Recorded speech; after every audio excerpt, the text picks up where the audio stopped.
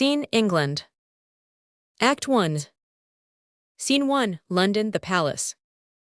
Flourish of trumpets, then hautboys. Enter the king, Gloucester, Salisbury, Warwick, and Cardinal Beaufort on the one side, the Queen, Suffolk, York, Somerset, and Buckingham on the other. Suffolk. As by your high imperial majesty, I had in charge at my depart for France. As procurator to your excellence, to marry Princess Margaret for your grace.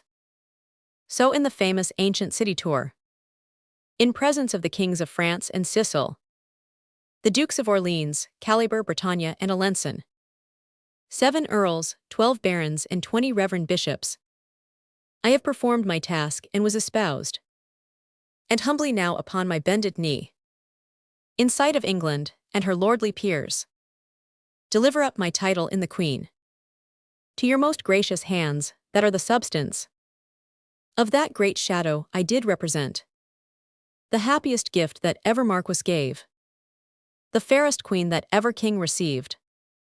King Henry. Suffolk, arise, welcome Queen Margaret. I can express no kinder sign of love than this kind kiss, O Lord, that lends me life.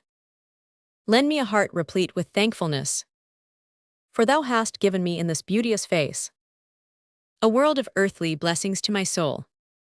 If sympathy of love unite our thoughts, Queen Margaret, great King of England and my gracious Lord, the mutual conference that my mind hath had, by day, by night, waking and in my dreams, in courtly company or at my beads, with you, mine alderliefest sovereign, makes me the bolder to salute my king, with ruder terms such as my wit affords, and overjoy of heart doth minister. King Henry. Her sight did ravish, but her grace in speech, her words iclad with wisdom's majesty, makes me from wondering fall to weeping joys. Such is the fullness of my heart's content. Lords, with one cheerful voice welcome my love. Alls. Long live Queen Margaret, England's happiness. Queen Margaret. We thank you all. Suffolk. My Lord Protector, so it please your grace. Here are the articles of contracted peace between our sovereign and the French King Charles, for 18 months concluded by consent. Gloucester. Imprimis, it is agreed between the French King Charles and William de la Pole, Marquis of Suffolk, ambassador for Henry, King of England, that the said Henry shall espouse the Lady Margaret, daughter unto Reignier King of Naples, Sicilia, and Jerusalem, and crown her Queen of England ere the 30th of May next ensuing. Item, that the Duchy of Anjou and the County of Maine shall be released and delivered to the King her father. Let's the paper fall. King Henry. Uncles, how now? Gloucester. Pardon me, gracious lord. Some sudden qualm hath struck me at the heart, and dimmed mine eyes, that I can read no further. King Henry. Uncle of Winchester, I pray read on. Cardinals. Item, it is further agreed between them, that the duchies of Anjou and Maine shall be released and delivered to the king her father, and she sent over of the King of England's own proper cost and charges, without having any dowry. King Henry. They please us well, Lord Marquis, kneel down. We here create thee the first Duke of Suffolk, and girt thee with the sword, cousin of York. We here discharge your grace from being regent. Ith parts of France, till term of 18 months. Be full expired, thanks, Uncle Winchester. Gloucester, York, Buckingham, Somerset, Salisbury, and Warwick. We thank you all for this great favour done. In entertainment, to my princely queen. Come let us in, and with all speed provide, to see her coronation be performed. Exeunt King, Queen and Suffolk. Gloucester. Brave peers of England, pillars of the state. To you Duke, Humphrey must unload his grief. Your grief, the common grief of all the land. What did my brother Henry spend his youth? His valor, coin, and people in the wars? Did he so often lodge in open field, in winter's cold and summer's parching heat? to conquer France, his true inheritance. And did my brother Bedford toil his wits, to keep by policy what Henry got? Have ye yourselves, Somerset, Buckingham, brave York, Salisbury, and victorious Warwick, received deep scars in France and Normandy? Or hath mine uncle Beaufort and myself, with all the learned counsel of the realm, studied so long, sat in the council house, early and late, debating to and fro, how France and Frenchmen might be kept in awe, and had his highness in his infancy crowned in Paris in despite of foes? And shall these labors and these honors die? Shall Henry's conquest, Bedford's vigilance, your deeds of war, and all our counsel die? O peers of England, shameful is this league, fatal this marriage, cancelling your fame, blotting your names from books of memory, raising the characters of your renown, defacing monuments of conquered France, undoing all, as all had never been. Cardinals, nephew, what means this passionate discourse, this peroration with such circumstance? For France, 'tis ours, and we will keep it still. Gloucester, aye, uncle, we will keep it if we can. But now it is impossible we should. Suffolk, the new-made duke that rules the roast, hath given the duchy of Anjou and Maine unto the poor King Reignier, whose large style agrees not with the leanness of his purse. Salisbury, now by the death of him that died for all, these counties were the keys of Normandy. But wherefore weeps Warwick, my valiant son? Warwick, for grief that they are past recovery. For, were there hope to conquer them again, my sword should shed hot blood, mine eyes no tears. Anjou and Maine, myself did win them both. Those provinces these arms of mine did conquer, and are the cities that I got with wounds, delivered up again with peaceful words. Mort Dieu. York, for Suffolk's duke, may he be suffocate. That dims the honor of this warlike isle. France should have torn and rent my very heart, but before I would have yielded to this league. I never read but England's kings have had large sums of gold and dowries with their wives, and our King Henry gives away his own. To match with her that brings no vantages. Gloucester, a proper jest, and never heard before, that Suffolk should demand a whole 15th for costs and charges in transporting her. She should have stayed in France, and starved in France. Before.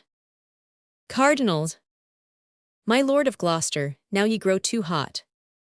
It was the pleasure of my lord the king. Gloucester, my lord of Winchester, I know your mind. 'Tis not my speeches that you do mislike, but 'tis my presence that doth trouble ye. Rancour will out, proud prelate, in thy face. I see thy fury, if I longer stay. We shall begin our ancient bickerings. Lordings, farewell, and say when I am gone, I prophesied France will be lost ere long. Cardinals, so there goes our protector in a rage. 'Tis known to you he is mine enemy. Nay more, an enemy unto you all. And no great friend, I fear me, to the king. Consider, lords, he is the next of blood, and heir apparent to the English crown. Had Henry got an empire by his marriage, and all the wealthy kingdoms of the West, there's reason he should be displeased at it. Look to it, lords, let not his smoothing words bewitch your hearts, be wise and circumspect. What though the common people favor him, calling him Humphrey, the good Duke of Gloucester, clapping their hands, and crying with loud voice, Jesu maintain your royal excellence. With God preserve the good Duke Humphrey. I fear me, lords, for all this flattering gloss, he will be found a dangerous protector. Biusica angiaceam. Why should he, then, protect our sovereign? He being of age to govern of himself. Cousin of Somerset, join you with me, and all together, with the Duke of Suffolk, will quickly hoist Duke Humphrey from his seat. Cardinals, this weighty business will not brook delay. I'll to the Duke of Suffolk presently. Somrect. Cousin of Buckingham, though Humphrey's pride and greatness of his place be grief to us. Yet let us watch the haughty cardinal. His insolence is more intolerable than all the princes in the land beside. If Gloucester be displaced, he'll be protector. Busica Angecam.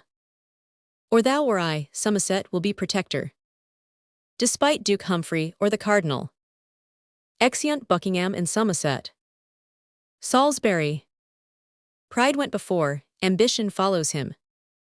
While these do labor for their own preferment, behoves it us to labor for the realm. I never saw but Humphrey Duke of Gloucester did bear him like a noble gentleman. Oft have I seen the haughty cardinal, more like a soldier than a man o.th church, as stout and proud as he were lord of all, swear like a ruffian and demean himself, unlike the ruler of a commonweal. Warwick, my son, the comfort of my age, thy deeds, thy plainness, and thy housekeeping hath won the greatest favour of the commons, excepting none but good Duke Humphrey, and brother York, thy acts in Ireland, in bringing them to civil discipline.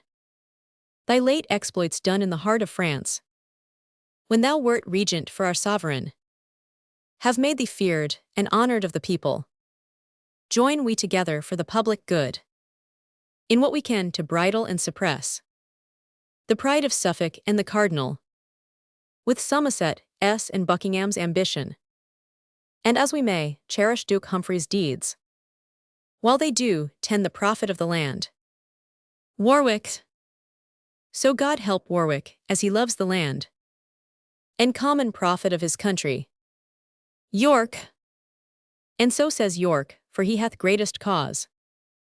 Salisbury. Then let's make haste away, and look unto the main. Warwick. Unto the main, O father, Maine is lost. That Maine which by main force Warwick did win, and would have kept so long as breath did last. Maine chance, father, you meant, but I meant Maine, which I will win from France, or else be slain. Exeunt Warwick and Salisbury. York. Anjou and Maine are given to the French. Paris is lost, the state of Normandy stands on a tickle point, now they are gone. Suffolk concluded on the articles. The peers agreed, and Henry was well pleased to change 2 dukedoms for a duke's fair daughter. I cannot blame them all, what is to them? 'Tis thine they give away, and not their own. Pirates may make cheap pennyworths of their pillage, and purchase friends, and give to courtesans, still revelling like lords till all be gone. Willias, the silly owner of the goods, weeps over them, and wrings his hapless hands, and shakes his head, and trembling stands aloof, while all is shared and all is borne away, ready to starve and dare not touch his own. So York must sit and fret and bite his tongue, while his own lands are bargained for and sold. Methinks the realms of England, France, and Ireland bear that proportion to my flesh and blood, as did the fatal brand Althea burnt unto the prince's heart of Caledon. Anjou and Maine both given unto the French. Cold news for me, for I had hope of France, even as I have of fertile England's soil. A day will come when York shall claim his own, and therefore I will take the Neville's parts, and make a show of love to proud Duke Humphrey, and when I spy advantage, claim the crown. For that's the golden mark I seek to hit. Nor shall proud Lancaster usurp my right, nor hold the scepter in his childish fist, nor wear the diadem upon his head, whose church-like humours fits not for a crown. Then York, be still a while till time do serve. Watch thou and wake when others be asleep, to pry into the secrets of the state, till Henry, surfeiting in joys of love, with his new bride and England's dear-bought queen, and Humphrey with the peers be fallen at jars. Then will I raise aloft the milk-white rose, with whose sweet smell the air shall be perfumed, and in my standard bear the arms of York, to grapple with the house of Lancaster. And force perforce, I'll make him yield the crown, whose bookish rule hath pulled fair England down. Scene 2, the Duke of Gloucester's house. Enter Duke Humphrey of Gloucester and his wife Eleanor. Elianor. Why droops my lord, like overripened corn, hanging the head at Ceres' plenteous load? Why doth the great Duke Humphrey knit his brows, as frowning at the favours of the world? Why are thine eyes fixed to the sullen earth, gazing on that which seems to dim thy sight? What seest thou there, King Henry's diadem, enchased with all the honours of the world? If so, gaze on, and grovel on thy face, until thy head be circled with the same. Put forth thy hand, reach at the glorious gold. What is too short, I'll lengthen it with mine. And having both together heaved it up, we'll both together lift our heads to heaven, and never more abase our sight so as to vouchsafe one glance unto the ground. Gloucester. O Nell, sweet Nell, if thou dost love thy lord, banish the canker of ambitious thoughts, and may that hour when I imagine against my king and nephew, virtuous Henry, be my last breathing in this mortal world. My troublous dreams this night doth make me sad. Elianor. What dreamed my lord? Tell me, and I'll requite it, with sweet rehearsal of my morning's dream. Gloucester. Methought this staff, mine office badge in court, was broke in twain, by whom I have forgot. But as I think, it was by Th Cardinal. And on the pieces of the broken wand were placed the heads of Edmund, Duke of Somerset, and William de la Pole, 1st Duke of Suffolk. This was my dream, what it doth bode, God knows. Elianor. Tut, this was nothing but an argument, that he that breaks a stick of Gloucester's grove shall lose his head for his presumption. But list to me, my Humphrey, my sweet Duke. Methought I sat in seat of majesty in the Cathedral Church of Westminster, and in that chair where kings and queens are crowned, where Henry and Dame Margaret kneeled to me, and on my head did set the diadem. Gloucester. Nay, Eleanor, then must I chide outright. Presumptuous dame, ill-nurtured Eleanor, art thou not second woman in the realm, and the Protector's wife, beloved of him? Hast thou not worldly pleasure at command, above the reach or compass of thy thought? And wilt thou still be hammering treachery, to tumble down thy husband and thyself from top of honor to disgrace's feet? Away from me, and let me hear no more. Elianor. What, my lord, are you so choleric with Eleanor for telling but her dream? Next time I'll keep my dreams unto myself, and not be checked. Gloucester. Nay, be not angry, I am pleased again. Enter messenger. Messenger. My Lord Protector, 'tis his highness' pleasure you do prepare to ride unto St. Albans, whereas the king and queen do mean to hawk. Gloucester. I go, come now, thou wilt ride with us. Elianor. Yes, my good lord, I'll follow presently. Exeunt Gloucester and messenger. Follow I must, I cannot go before, while Gloucester bears this base and humble mind. Were I a man, a duke, and next of blood, I would remove these tedious stumbling blocks, and smooth my way upon their headless necks. And being a woman, I will not be slack to play my part in fortune's pageant. Where are you there, Sir John? Nay, fear not, man. We are alone, here's none but thee and I. Enter Hume. Hume. Jesus preserve your royal majesty. Elianor. What say'st thou, majesty? I am but grace. Hume. But by the grace of God, and Hume's advice, your grace's title shall be multiplied. Elianor. What say'st thou, man? Hast thou as yet conferred with Marjorie Jourdain, the cunning witch, with Roger Bolingbroke, the conjurer? And will they undertake to do me good? Hume. This they have promised, to show your highness a spirit raised from depth of underground, that shall make answer to such questions, as by your grace shall be propounded him. Elianoir. It is enough, I'll think upon the questions. When from St. Albans we do make return, we'll see these things effected to the full. Here Hume, take this reward, make merry man, with thy confederates in this weighty cause. Hume. Hume must make merry with the Duchess Gold. Marry and shall, but how now Sir John Hume? Seal up your lips, and give no words but mum. The business asketh silent secrecy. Dame Eleanor gives gold to bring the witch. Gold cannot come amiss, were she a devil. Yet have I gold flies from another coast. I dare not say, from the rich cardinal, and from the great and new-made Duke of Suffolk. Yet I do find it so, for to be plain, they, knowing Dame Eleanor's aspiring humour, have hired me to undermine the Duchess, and buzz these conjurations in her brain.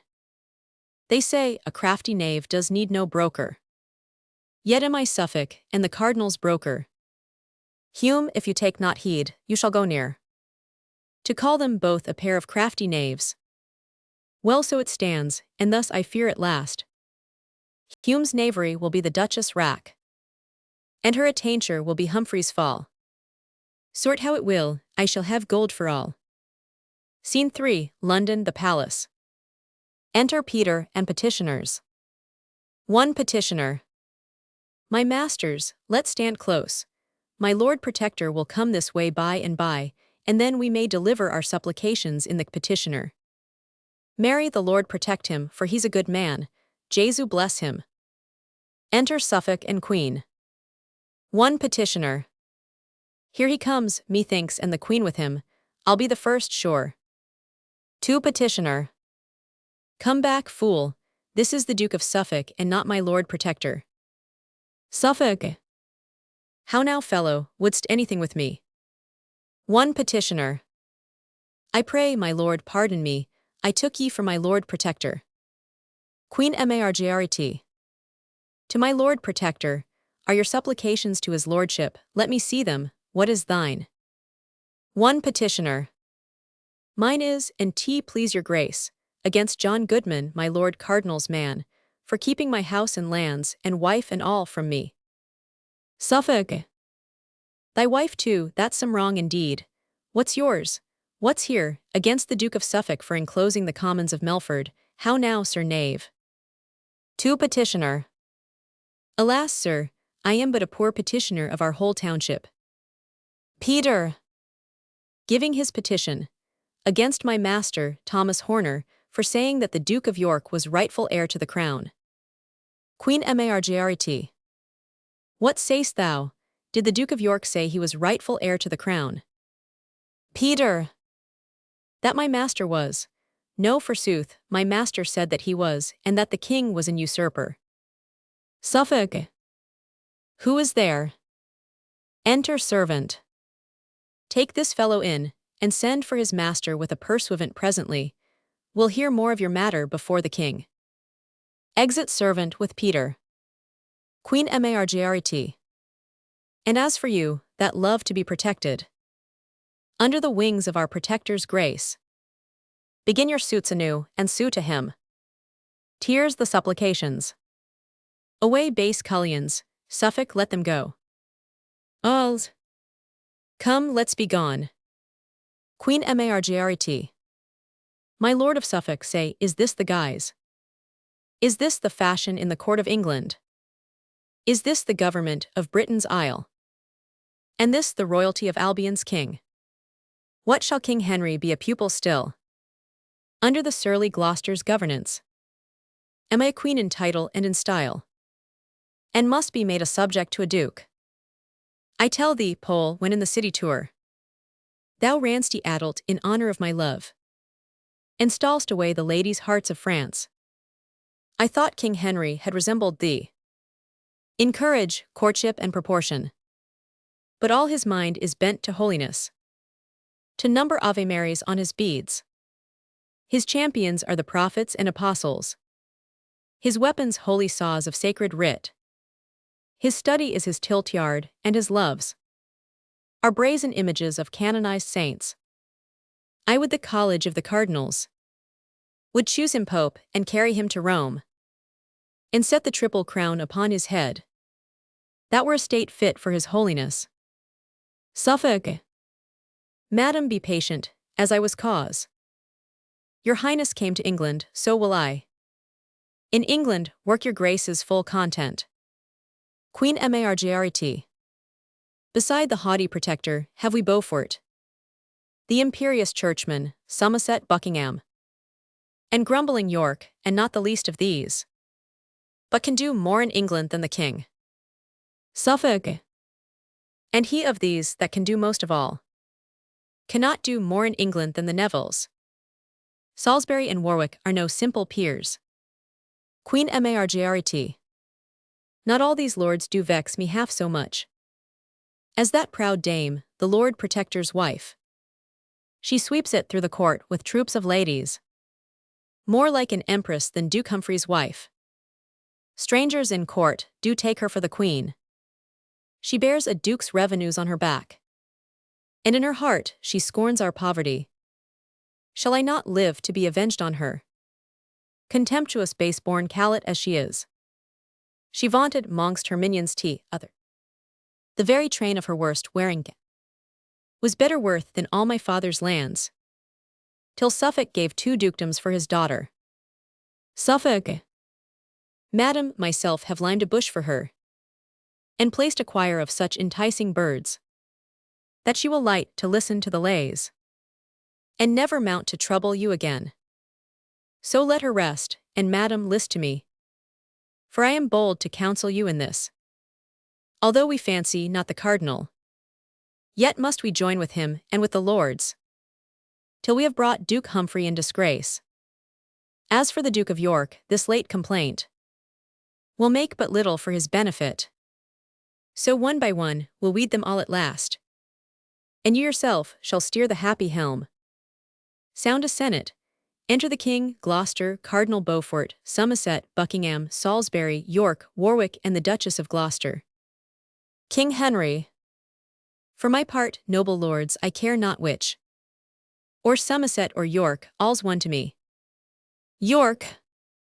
If York have ill demeaned himself in France, then let him be denied the regentship. Somerset. If Somerset be unworthy of the place, let York be regent, I will yield to him. Warwick. Whether your grace be worthy, yea or no, dispute not that, York is the worthier. Cardinals. Ambitious Warwick, let thy betters speak. Warwick. The cardinals, not my better in the field. Biusica and Jham. All in this presence are thy betters, Warwick. Warwick. Warwick may live to be the best of all. Salisbury. Peace, son, and show some reason, Buckingham, why Somerset should be preferred in this. Queen Margaret. Because the king, forsooth, will have it so. Gloucester. Madam, the king is old enough himself to give his censure. These are no women's matters. Queen Margaret. If he be old enough, what needs your grace to be protector of his excellence? Gloucester. Madam, I am protector of the realm, and at his pleasure will resign my place. Suffolk. Resign it then, and leave thine insolence. Since thou wert king, as who is king but thou? The Commonwealth hath daily run to wrack. The Dauphin hath prevailed beyond the seas, and all the peers and nobles of the realm have been as bondmen to thy sovereignty. Cardinals. The commons hast thou racked, the clergy's bags are lank and lean with thy extortions. Somerset. Thy sumptuous buildings and thy wife's attire have cost a mass of public treasury. Biusica and Jham. Thy cruelty in execution upon offenders hath exceeded law, and left thee to the mercy of the law. Queen Margaret. Thy sale of offices and towns in France, if they were known, as the suspect is great, would make thee quickly hop without thy head. Exit Gloucester, the queen drops her fan. Give me my fan, what minion can ye not? She gives the duchess a box on the ear. I cry your mercy, madam, was it you? Elianoir. Wast I, yea I it was, proud Frenchwoman. Could I come near your beauty with my nails? I'd set my 10 commandments in your face. King Henry. Sweet aunt, be quiet, 'twas against her will. Elianoir. Against her will, good king, look to tea and time. She'll hamper thee, and dandle thee like a baby. Though in this place most master wear no breeches, she shall not strike Dame Eleanor unrevenged. Biusica Angiacham. Lord Cardinal, I will follow Eleanor. And listen after Humphrey, how he proceeds. She's tickled now, her fume needs no spurs. She'll gallop far enough to her destruction. Enter Gloucester. Gloucester.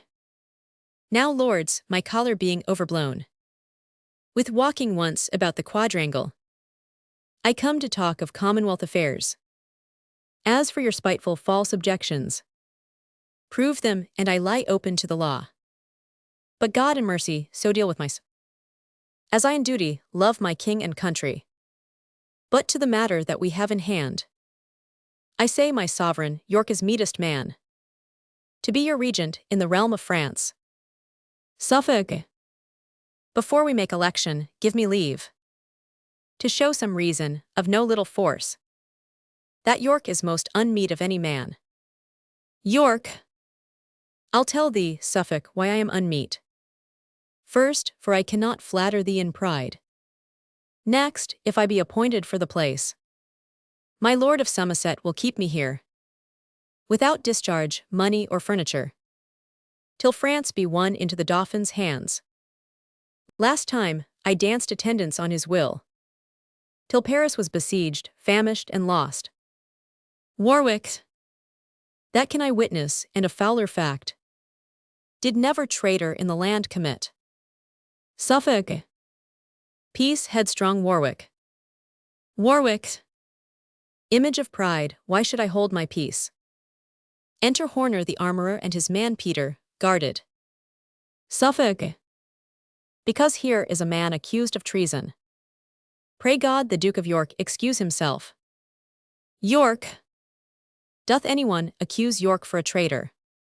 King Henry. What mean'st thou, Suffolk? Tell me what are these? Suffolk. Please it your majesty, this is the that doth accuse his master of high treason. His words were these, that Richard, Duke of York, was rightful heir unto the English crown, and that your majesty was an usurper. King Henry. Say, man, were these thy words? Horner. And T shall please your majesty, I never said nor thought any such matter. God is my witness, I am falsely accused by the villain. Peter. By these 10 bones, my lords, he did speak them to me in the garret one night as we were scouring my lord of York's armor. York. Base dunghill villain and mechanical. I'll have thy head for this thy traitor's speech.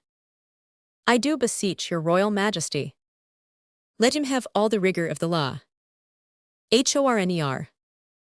Alas, my lord, hang me if ever I spake the words. My accuser is my prentice, and when I did correct him for his fault the other day, he did vow upon his knees he would be even with me. I have good witness of this, therefore I beseech your majesty, do not cast away an honest man for a villain's accusation. King Henry. Uncle, what shall we say to this in law? Gloucester. This doom, my lord, if I may judge. Let Somerset be regent o'er the French, because in York this breeds suspicion. And let these have a day appointed them for single combat in convenient place. For he hath witness of his servant's malice.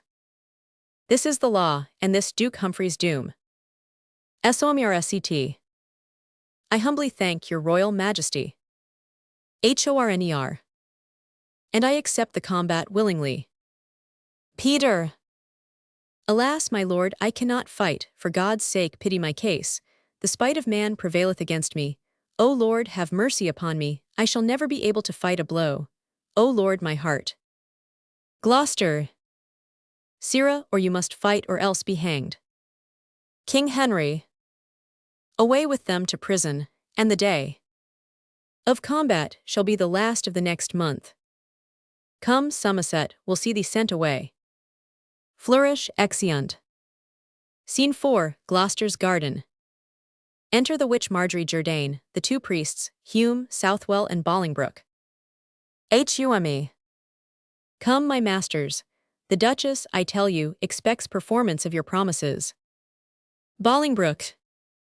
Master Hume, we are therefore provided. Will her ladyship behold and hear our exorcisms? Hume.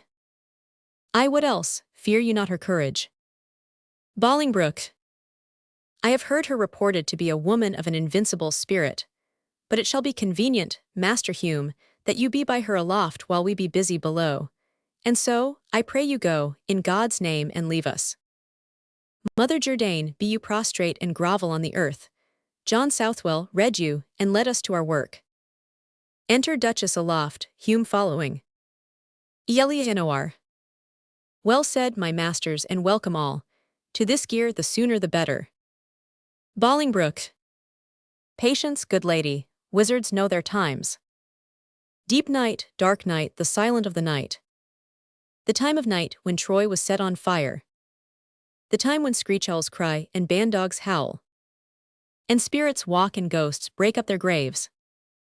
That time best fits the work we have in hand. Madam, sit you and fear not, whom we raise. We will make fast within a hallowed verge. Here they do the ceremonies belonging and make the circle. Bolingbroke or Southwell reads, Conjuro T, etc. It thunders and lightens terribly. Then the spirit riseth. The spirit. Id sum. M. Jourdain. Asneth. By the eternal God, whose name and power thou tremblest at, answer that I shall ask. For till thou speak thou shalt not pass from hence. The spirit. Ask what thou wilt, that I had said and done. Bolingbroke. First of the king, what shall of him become? The spirit. The duke yet lives that Henry shall depose. But him outlive and die a violent death. As the spirit speaks, Southwell writes the answer. Bolingbroke. What fates await the Duke of Suffolk? The spirit. By water shall he die and take his end. Bolingbroke. What shall befall the Duke of Somerset? The spirit. Let him shun castles. Safer shall he be upon the sandy plains than where castles mounted stand. Have done, for more I hardly can endure. Bolingbroke. Descend to darkness and the burning lake. False fiend avoid. Thunder and lightning, exit spirit. Enter the Duke of York and the Duke of Buckingham with their guard, and Sir Humphrey Stafford, and break in. York. Lay hands upon these traitors and their trash. Beldam, I think we watched you at an inch. What, madam, are you there? The king and commonweal are deeply indebted for this piece of pains. My Lord Protector will, I doubt it not, see you well guerdoned for these good deserts. Elianoir. Not half so bad as thine to England's king.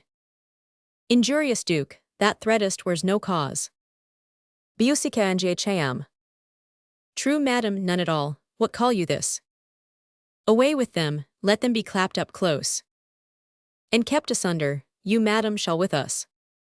Stafford, take her to thee.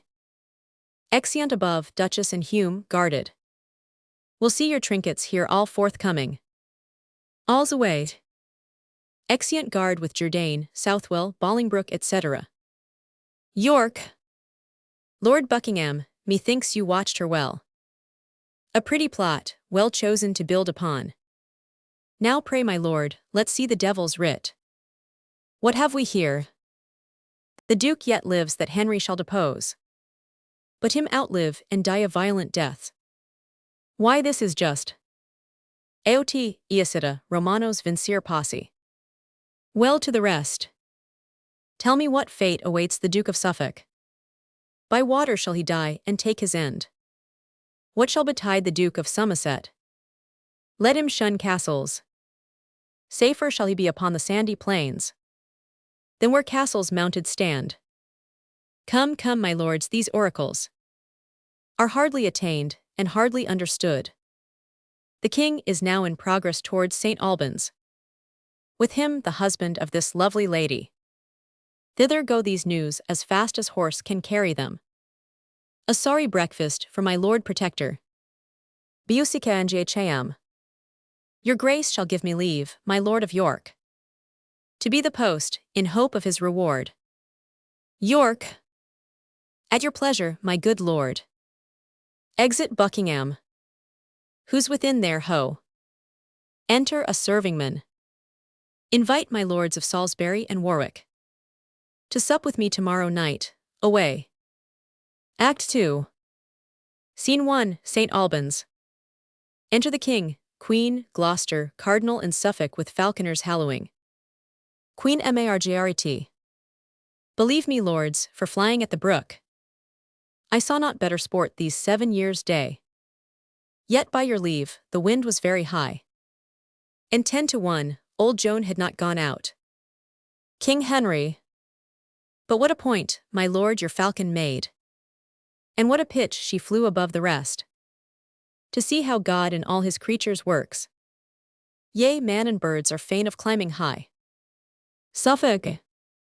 No marvel, and it like your majesty. My lord protector's hawks do tower so well. They know their master loves to be aloft, and bears his thoughts above his falcon's pitch. Gloucester.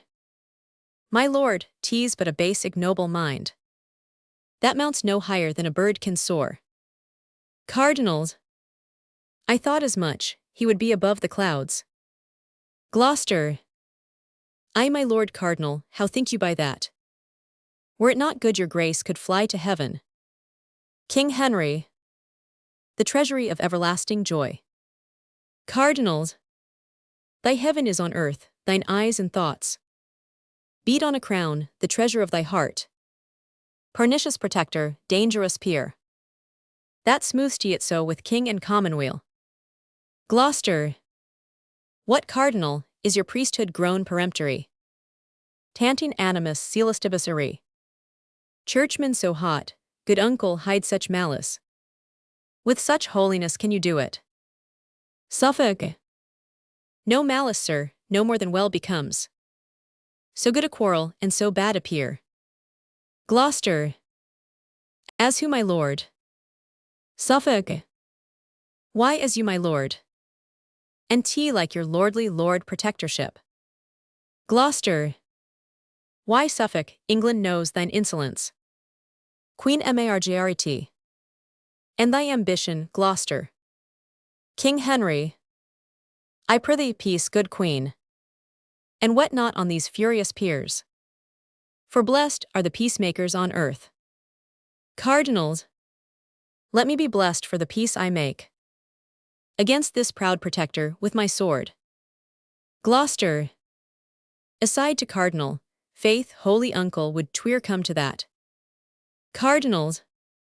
Aside to Gloucester, marry when thou darst. Gloucester. Aside to cardinal, make up no factious numbers for the matter. In thine own person answer thy abuse. Cardinals. Aside to Gloucester, I where thou darst not peep, and if thou darst. This evening, on the east side of the grove. King Henry. How now, my lords? Cardinals. Believe me, cousin Gloucester. Had not your man put up the fowl so suddenly, we had had more sport. Aside to Gloucester. Come with thy 2-hand sword. Gloucester. True uncle. Aside to cardinal, are ye advised, the east side of the grove. Cardinals. Aside to Gloucester, I am with you. King Henry. Why, how now, Uncle Gloucester? Gloucester. Talking of hawking, nothing else, my lord. Aside to cardinal, now by God's mother priest. I'll shave your crown for this, or all my fence shall fail. Cardinals. Aside to Gloucester, Medis tapsum. Protector, see to tea well, protect yourself. King Henry. The winds grow high, so do your stomachs, lords. How irksome is this music to my heart. When such strings jar, what hope of harmony? I pray, my lords, let me compound this strife. Enter a townsman of St. Albans, crying, a miracle. Gloucester. What means this noise? Fellow, what miracle dost thou proclaim? Townsman. A miracle, a miracle. Suffolk. Come to the king, and tell him what miracle. Townsman. Forsooth, a blind man at St. Albans shrine, within this half hour, hath received his sight. A man that ne'er saw in his life before. King Henry. Now God be praised, that to believing souls gives light in darkness, comfort in despair. Enter the mayor of St. Albans and his brethren, bearing Simcox between two in a chair, Simcox's wife following. Cardinals. Here comes the townsman on procession, to present your highness with the man. King Henry. Great is his comfort in this earthly vale, although by his sight his sin be multiplied. Gloucester. Stand by, my masters, bring him near the king. His highness, pleasure is to talk with him. King Henry. Good fellow, tell us here the circumstance, that we for thee may glorify the Lord. What hast thou been long blind and now restored? Simpcox. Born blind, and please your grace. Wife's. I indeed was he. Suffolk. What woman is this? Wife's. His wife, and like your worship. Gloucester. Hadst thou been his mother, thou couldst have better told. King Henry. Where wert thou born? Simpcox. At Berwick in the north, and like your grace. King Henry. Poor soul, God's goodness hath been great to thee. Let never day nor night unhallowed pass, but still remember what the Lord hath done. Queen Margaret. Tell me, good fellow, cam'st thou here by chance, or of devotion to this holy shrine? Simpcox. God knows of pure devotion being called 100 times and oftener in my sleep. By good St. Alban, who said, Simcox, come. Come, offer at my shrine, and I will help thee. Wife's. Most true forsooth, and many time and oft. Myself have heard a voice to call him so. Cardinals. What art thou lame? Simpcox. I, God Almighty, help me. Suffolk. How cam'st thou so? Simpcox. A fall off of a tree. Wife's. A plum tree, master. Gloucester. How long hast thou been blind? Simpcox. O born so, master. Gloucester. What, and wouldst climb a tree? Simpcox. But that in all my life, when I was a youth. Wife's. Too true, and bought his climbing very dear. Gloucester. Mass, thou lovest plums well, that wouldst venture so. Simpcox. Alas, good master, my wife desired some damsons, and made me climb, with danger of my life. Gloucester. A subtle knave, but yet it shall not serve. Let me see thine eyes, wink now open them. In my opinion, yet thou seest not well. Simpcox. Yes, master, clear as day, I thank God and St. Alban. Gloucester. Say'st thou me so, what color is this cloak of? Simpcox. Red, master, red as blood. Gloucester. Why, that's well said, what color is my gown of? Simpcox. Black forsooth, coal black as jet. King Henry. Why then, thou know'st what color jet is of. Suffolk. And yet, I think, jet did he never see. Gloucester. But cloaks and gowns before this day, a many. Wife's. never before this day, in all his life. Gloucester. Tell me, Sirrah, what's my name? Simpcox. Alas, master, I know not. Gloucester. What's his name? Simpcox. I know not. Gloucester. Nor his. Simpcox. No indeed, master. Gloucester. What's thine own name? Simpcox. Sander Simpcox, and if it please you, master. Gloucester. Then, Sander, sit there, the leangest knave in Christendom. If thou hadst been born blind, thou mightst as well have known all our names as thus to name the several colours we do wear. Sight may distinguish of colours, but suddenly to nominate them all, it is impossible. My lords, St. Alban here hath done a miracle, and would ye not think his cunning to be great that could restore this cripple to his legs again? Simpcox. O master, that you could. Gloucester. My masters of St. Albans, have you not beetles in your town, and things called whips? Mayor. Yes, my lord, if it please your grace. Gloucester.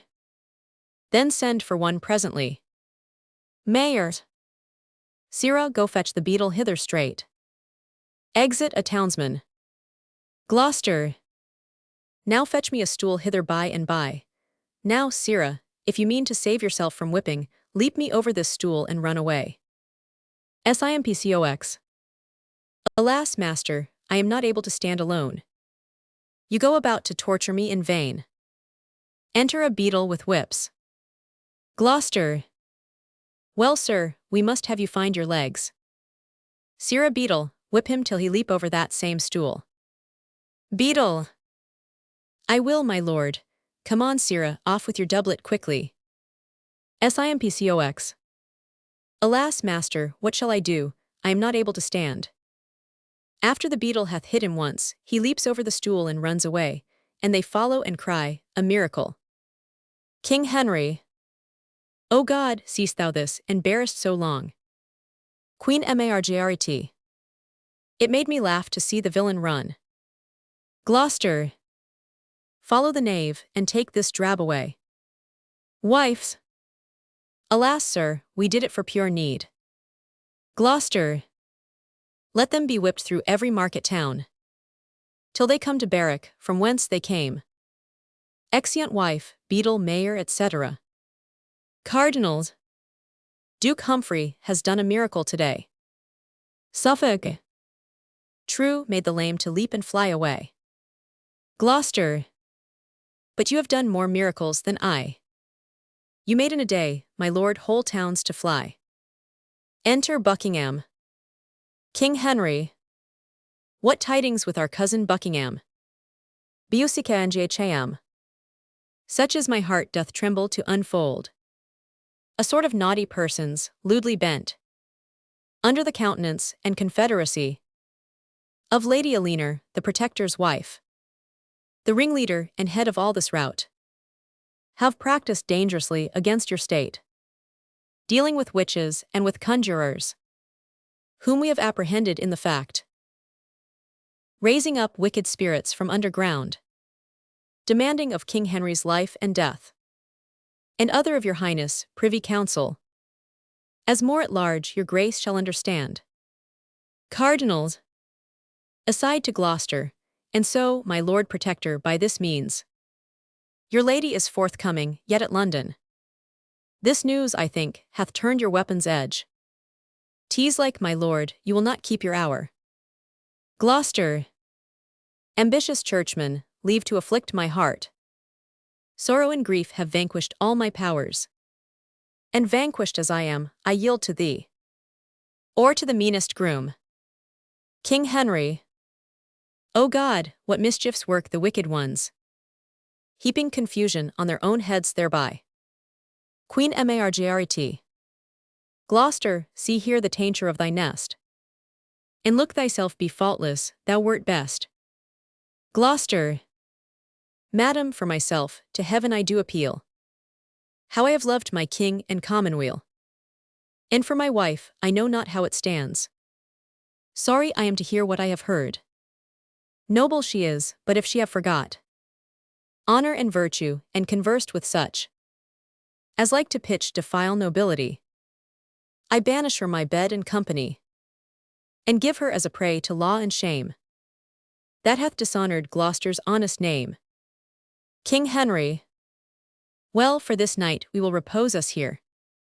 Tomorrow toward London back again, to look into this business thoroughly, and call these foul offenders to their answers, and poise the cause in justice, equal scales, whose beam stands sure, whose rightful cause prevails.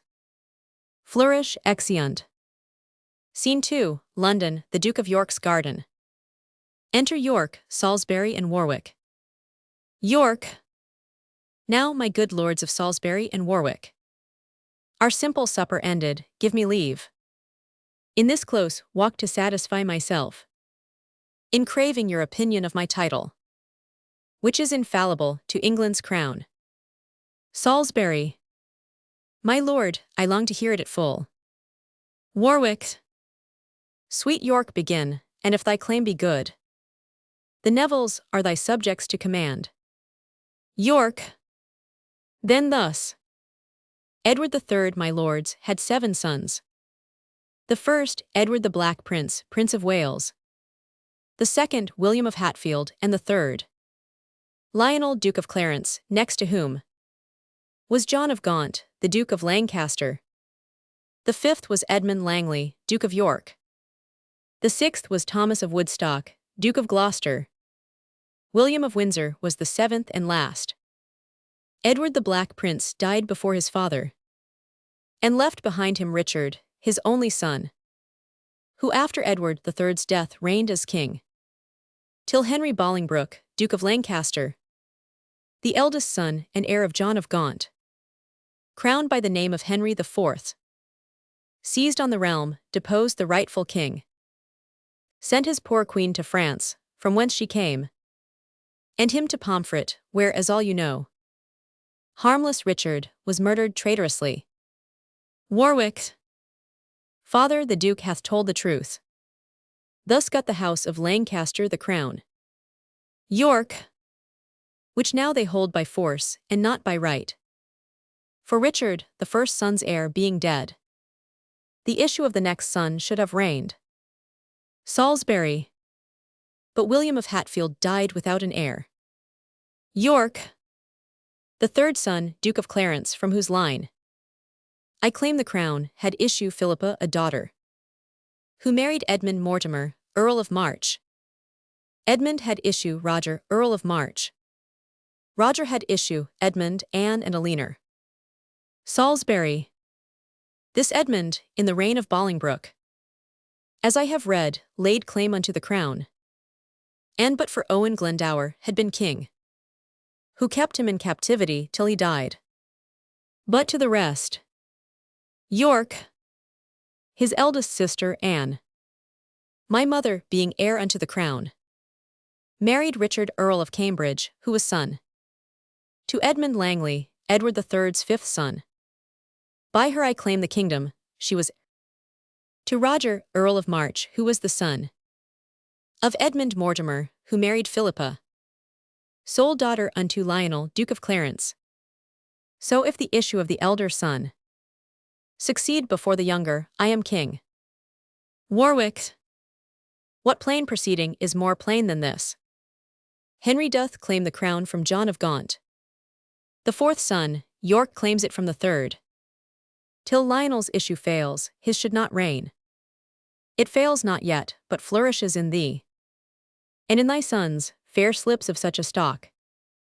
Then, Father Salisbury, kneel we together, and in this private plot be we the first that shall salute our rightful sovereign, with honor of his birthright to the crown. Both. Long live our sovereign Richard, England's king. York. We thank you, lords, but I am not your king, till I be crowned, and that my sword be stained with heart blood of the house of Lancaster. And that's not suddenly to be performed, but with advice and silent secrecy. Do you as I do in these dangerous days. Wink at the Duke of Suffolk's insolence. At Beaufort's pride, at Somerset's ambition, at Buckingham and all the crew of them, till they have snared the shepherd of the flock. That virtuous prince, the good Duke Humphrey, 'tis that they seek, and they in seeking that, shall find their deaths, if York can prophesy. Salisbury. My lord, break we off, we know your mind at full. Warwick. My heart assures me that the Earl of Warwick shall one day make the Duke of York a king. York. And Neville, this I do assure myself. Richard shall live to make the Earl of Warwick the greatest man in England but the king. Scene 3, a Hall of Justice. Sound trumpets. Enter the king, the queen, Gloucester, York, Suffolk and Salisbury, the Duchess of Gloucester, Marjorie Jourdain, Southwell, Hume and Bolingbroke under guard. King Henry. Stand forth, Dame Eleanor Cobham, Gloucester's wife. In sight of God and us, your guilt is great. Receive the sentence of the law for sins, such as by God's book are adjudged to death. You four, from hence to prison back again. From thence unto the place of execution. The witch in Smithfield shall be burnt to ashes. And you three shall be strangled on the gallows. You, madam, for you are more nobly born, despoiled of your honor in your life, shall after 3 days, open penance done, live in your country, here in banishment, with Sir John Stanley in the Isle of Man. Eleanor. Welcome is banishment, welcome were my death. Gloucester. Eleanor, the law thou seest hath judged thee. I cannot justify whom the law condemns. Exeunt Duchess and the other prisoners guarded. Mine eyes are full of tears, my heart of grief. Ah, Humphrey, this dishonor in thine aid will bring thy head with sorrow to the ground. I beseech your majesty, give me leave to go. Sorrow would solace, and mine age would ease. King Henry. Stay, Humphrey, Duke of Gloucester, ere thou go. Give up thy staff, Henry will to himself protector be, and God shall be my hope, my stay, my guide, and lantern to my feet. And go in peace, Humphrey, no less beloved than when thou wert protector to thy king. Queen Margaret. I see no reason why a king of years should be to be protected like a child. God and King Henry govern England's realm. Give up your staff, sir, and the king his realm. Gloucester. My staff, here noble Henry is my staff. As willingly do I the same resign, as ere thy father Henry made it mine. And even as willingly at thy feet I leave it, as others would ambitiously receive it. Farewell, good king, when I am dead and gone. May honorable peace attend thy throne. Queen Margaret. Why now is Henry king and Margaret queen, and Humphrey Duke of Gloucester scarce himself? That bears so shrewd a maim, 2 pulls at once. His lady banished, and a limb lopped off. This staff of honor wrought, there let it stand, where it best fits to be, in Henry's hand. Suffolk. Thus droops this lofty pine, and hangs his sprays. Thus Eleanor's pride dies in her youngest days. York. Lords, let him go, please it your majesty. This is the day appointed for the combat. And ready are the appellant and defendant, the armorer and his man, to enter the lists. So please your highness to behold the fight. Queen Margaret. I, good my lord, for purposely therefore left I the court to see this quarrel tried. King Henry. I, God's name, see the lists and all things fit. Here let them end it, and God defend the right.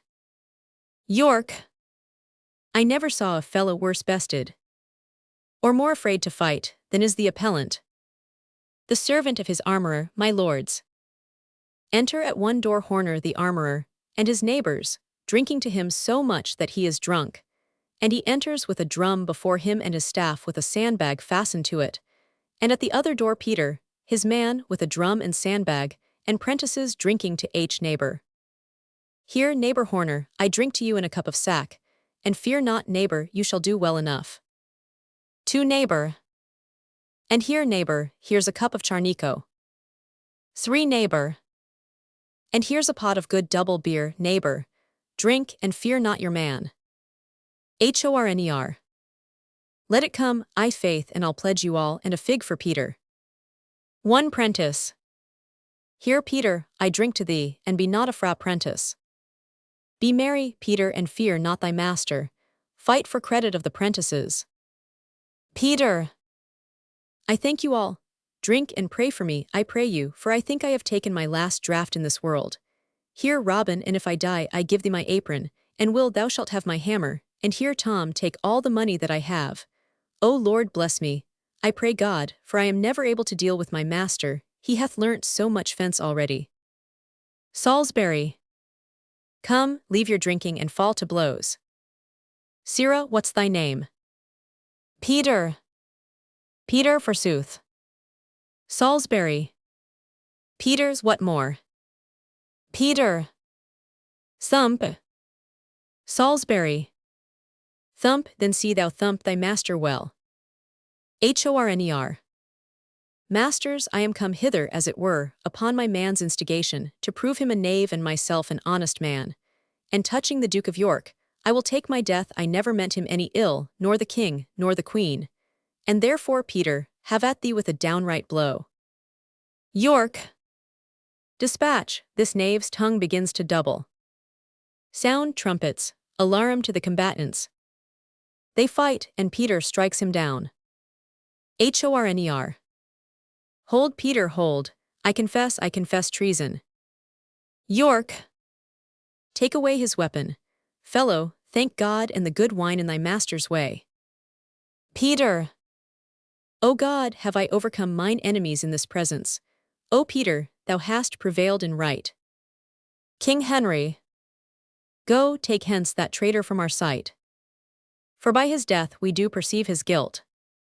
And God in justice hath revealed to us the truth and innocence of this poor fellow, which he had thought to have murdered wrongfully.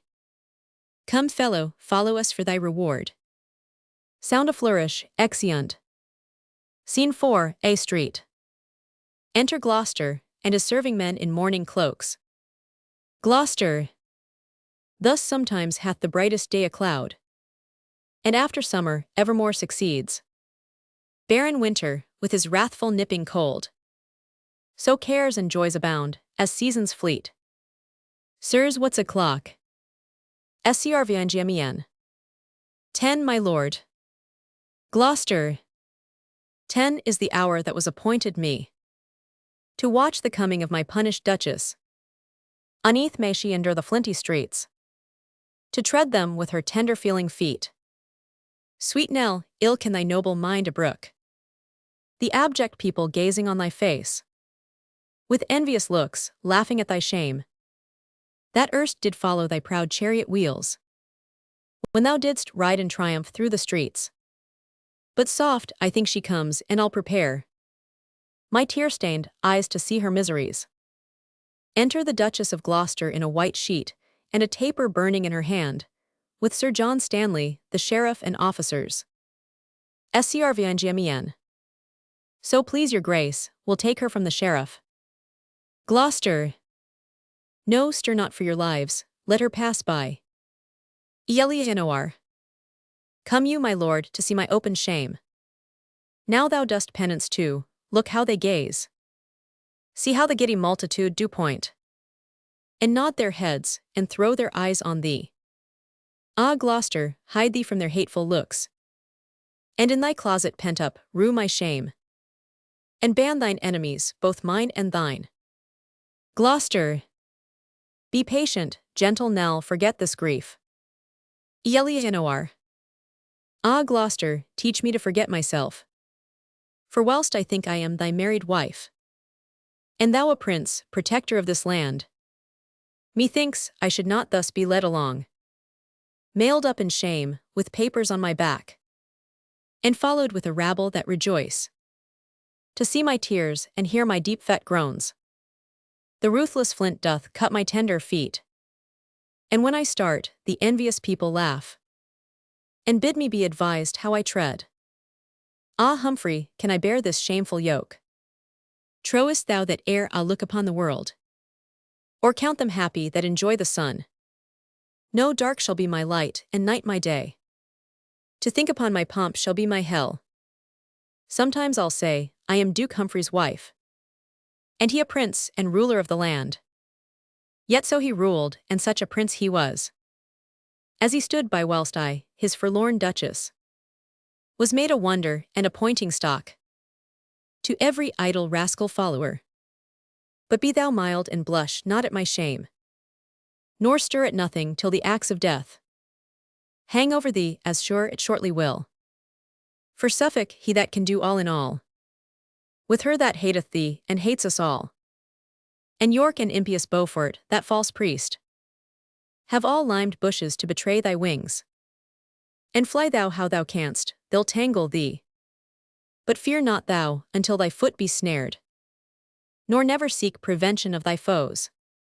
Gloucester. Ah, Nell, forbear, thou aimest all awry. I must offend before I be attainted. And had I 20 times so many foes, and each of them had 20 times their power, all these could not procure me any scathe. So long as I am loyal, true, and crimeless, wouldst have me rescue thee from this reproach? Why, yet thy scandal were not wiped away. But I in danger for the breach of law. Thy greatest help is quiet, gentle Nell. I pray thee, sort thy heart to patience. These few days, wonder will be quickly worn. Enter a herald. Herald! I summon your grace to his majesty's parliament, holden at Bury, the 1st of this next month. Gloucester. And my consent ne'er asked herein before. This is close dealing. Well, I will be there. My Nell, I take my leave, and Master Sheriff, let not her penance exceed the king's commission. Sheriff. An't please your grace, here my commission stays. And Sir John Stanley is appointed now to take her with him to the Isle of Man. Gloucester. Must you, Sir John, protect my lady here? Stanley. So am I given in charge, may 't please your grace. Gloucester. Entreat her not the worse in that I pray. You use her well, the world may laugh again. And I may live to do you kindness if you do it her, and so Sir John farewell. Elianoir. What gone, my lord, and bid me not farewell? Gloucester. Witness my tears, I cannot stay to speak. Exeunt Gloucester and serving men. Elianoir. Art thou gone too? All comfort go with thee. For none abides with me, my joy is death. Death, at whose name I oft have been afeard, because I wished this world's eternity. Stanley, I prithee go and take me hence. I care not whither, for I beg no favour. Only convey me where thou art commanded. Stanley. Why, madam, that is to the Isle of Man, there to be used according to your state. Elianoir. That's bad enough, for I am but reproach. And shall I then be used reproachfully? Stanley. Like to a duchess, and Duke Humphrey's lady. According to that state you shall be used. Elianoir. Sheriff, farewell, and better than I fare, although thou hast been conduct of my shame. Sheriff. It is my office, and madam, pardon me. Elianoir. I farewell, thy office is discharged. Come, Stanley, shall we go? Stanley. Madam, your penance done, throw off this sheet, and go we to attire you for our journey. Elianoir. My shame will not be shifted with my sheet. No, it will hang upon my richest robes, and show itself, attire me how I can. Go, lead the way, I long to see my prison. Act 3. Scene 1, the Abbey at Bury St. Edmunds. Sound a senate. Enter the King, the Queen, Cardinal Beaufort, Suffolk, York, Buckingham, Salisbury, and Warwick to the Parliament. King Henry. I muse my Lord of Gloucester is not come. 'Tis not his wont to be the hindmost man. Whate'er occasion keeps him from us now. Queen Margaret. Can you not see, or will you not observe, the strangeness of his altered countenance? With what a majesty he bears himself! How insolent of late he is become! How proud, how peremptory and unlike himself! We know the time since he was mild and affable. And if we did but glance a far-off look, immediately he was upon his knee. That all the court admired him for submission. But meet him now, and be it in the when everyone will give the time of day. He knits his brow and shows an angry eye, and passeth by with stiff unbowed knee, disdaining duty that to us belongs. Small curs are not regarded when they grin, but great men tremble when the lion roars. And Humphrey is no little man in England. First note that he is near you in descent, and should you fall, he is the next will mount. Meseemeth then it is no policy, respecting what a rancorous mind he bears, and his advantage following your decease, that he should come about your royal person, or be admitted to your highness' council. By flattery hath he won the commons' hearts, and when he pleased to make commotion, teased to be feared they all will follow him. Now tease the spring, and weeds are shallow-rooted. Suffer them now, and they'll o'ergrow the garden, and choke the herbs for want of husbandry. The reverent care I bear unto my lord made me collect these dangers in the duke. If it be fond, can it a woman's fear? Which fear if better reasons can supplant? I will subscribe and say I wronged the duke. My lord of Suffolk, Buckingham and York, reprove my allegation if you can, or else conclude my words effectual. Suffolk.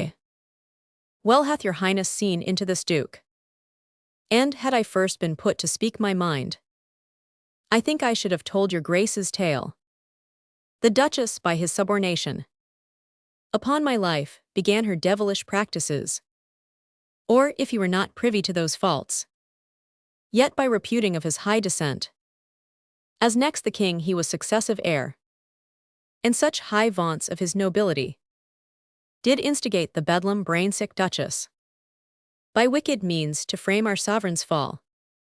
Smooth runs the water where the brook is deep, and in his simple show he harbors treason. The fox barks not when he would steal the lamb. No, no, my sovereign, Gloucester is a man, unsounded yet, and full of deep deceit. Cardinals, did he not, contrary to form of law, devise strange deaths for small offences done? York, and did he not, in his protectorship, levy great sums of money through the realm for soldiers pay in France and never sent it, by means whereof the towns each day revolted? Busica and Jhm. Tut, these are petty faults to faults unknown, which time will bring to light in smooth Duke Humphrey. King Henry. My lords, at once, the care you have of us, to mow down thorns that would annoy our foot, is worthy praise, but shall I speak my conscience? Our kinsman Gloucester is as innocent from meaning treason to our royal person as is the sucking lamb or harmless dove. The duke is virtuous, mild, and too well given to dream on evil or to work my downfall. Queen Margaret. Ah, what's more dangerous than this fond affiance? Seems he a dove, his feathers are but borrowed, for he's disposed as the hateful raven. Is he a lamb, his skin is surely lent him, for he's inclined as is the ravenous wolves, who cannot steal a shape that means deceit. Take heed, my lord, the welfare of us all hangs on the cutting short that fraudful man. Enter Somerset. Somerset. All health unto my gracious sovereign, King Henry. Welcome, Lord Somerset, what news from France? Somerset. That all your interest in those territories is utterly bereft you, all is lost. King Henry. Cold news, Lord Somerset, but God's will be done. York. Cold news for me, for I had hope of France, as firmly as I hope for fertile England. Thus are my blossoms blasted in the bud, and caterpillars eat my leaves away. But I will remedy this gear ere long, or sell my title for a glorious grave.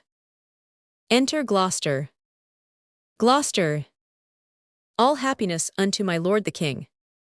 Pardon, my liege, that I have stayed so long. Suffolk. Nay, Gloucester, know that thou art come too soon. Unless thou wert more loyal than thou art. I do arrest thee of high treason here. Gloucester. Well, Suffolk, thou shalt not see me blush, nor change my countenance for this arrest.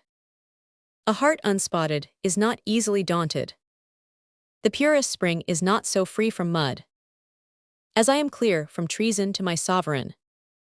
Who can accuse me, wherein am I guilty? York. 'Tis thought, my lord, that you took bribes of France, and being protector, stayed the soldiers' pay, by means whereof his highness hath lost France. Gloucester. Is it but thought so? What are they that think it?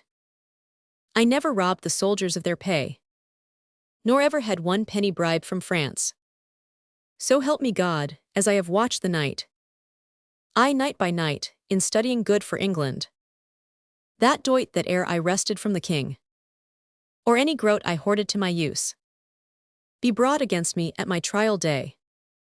No, many a pound of mine own proper store, because I would not tax the needy commons, have I dispersed to the garrisons, and never asked for restitution.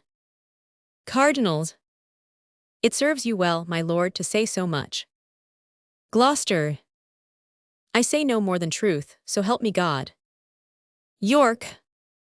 In your protectorship you did devise strange tortures for offenders never heard of.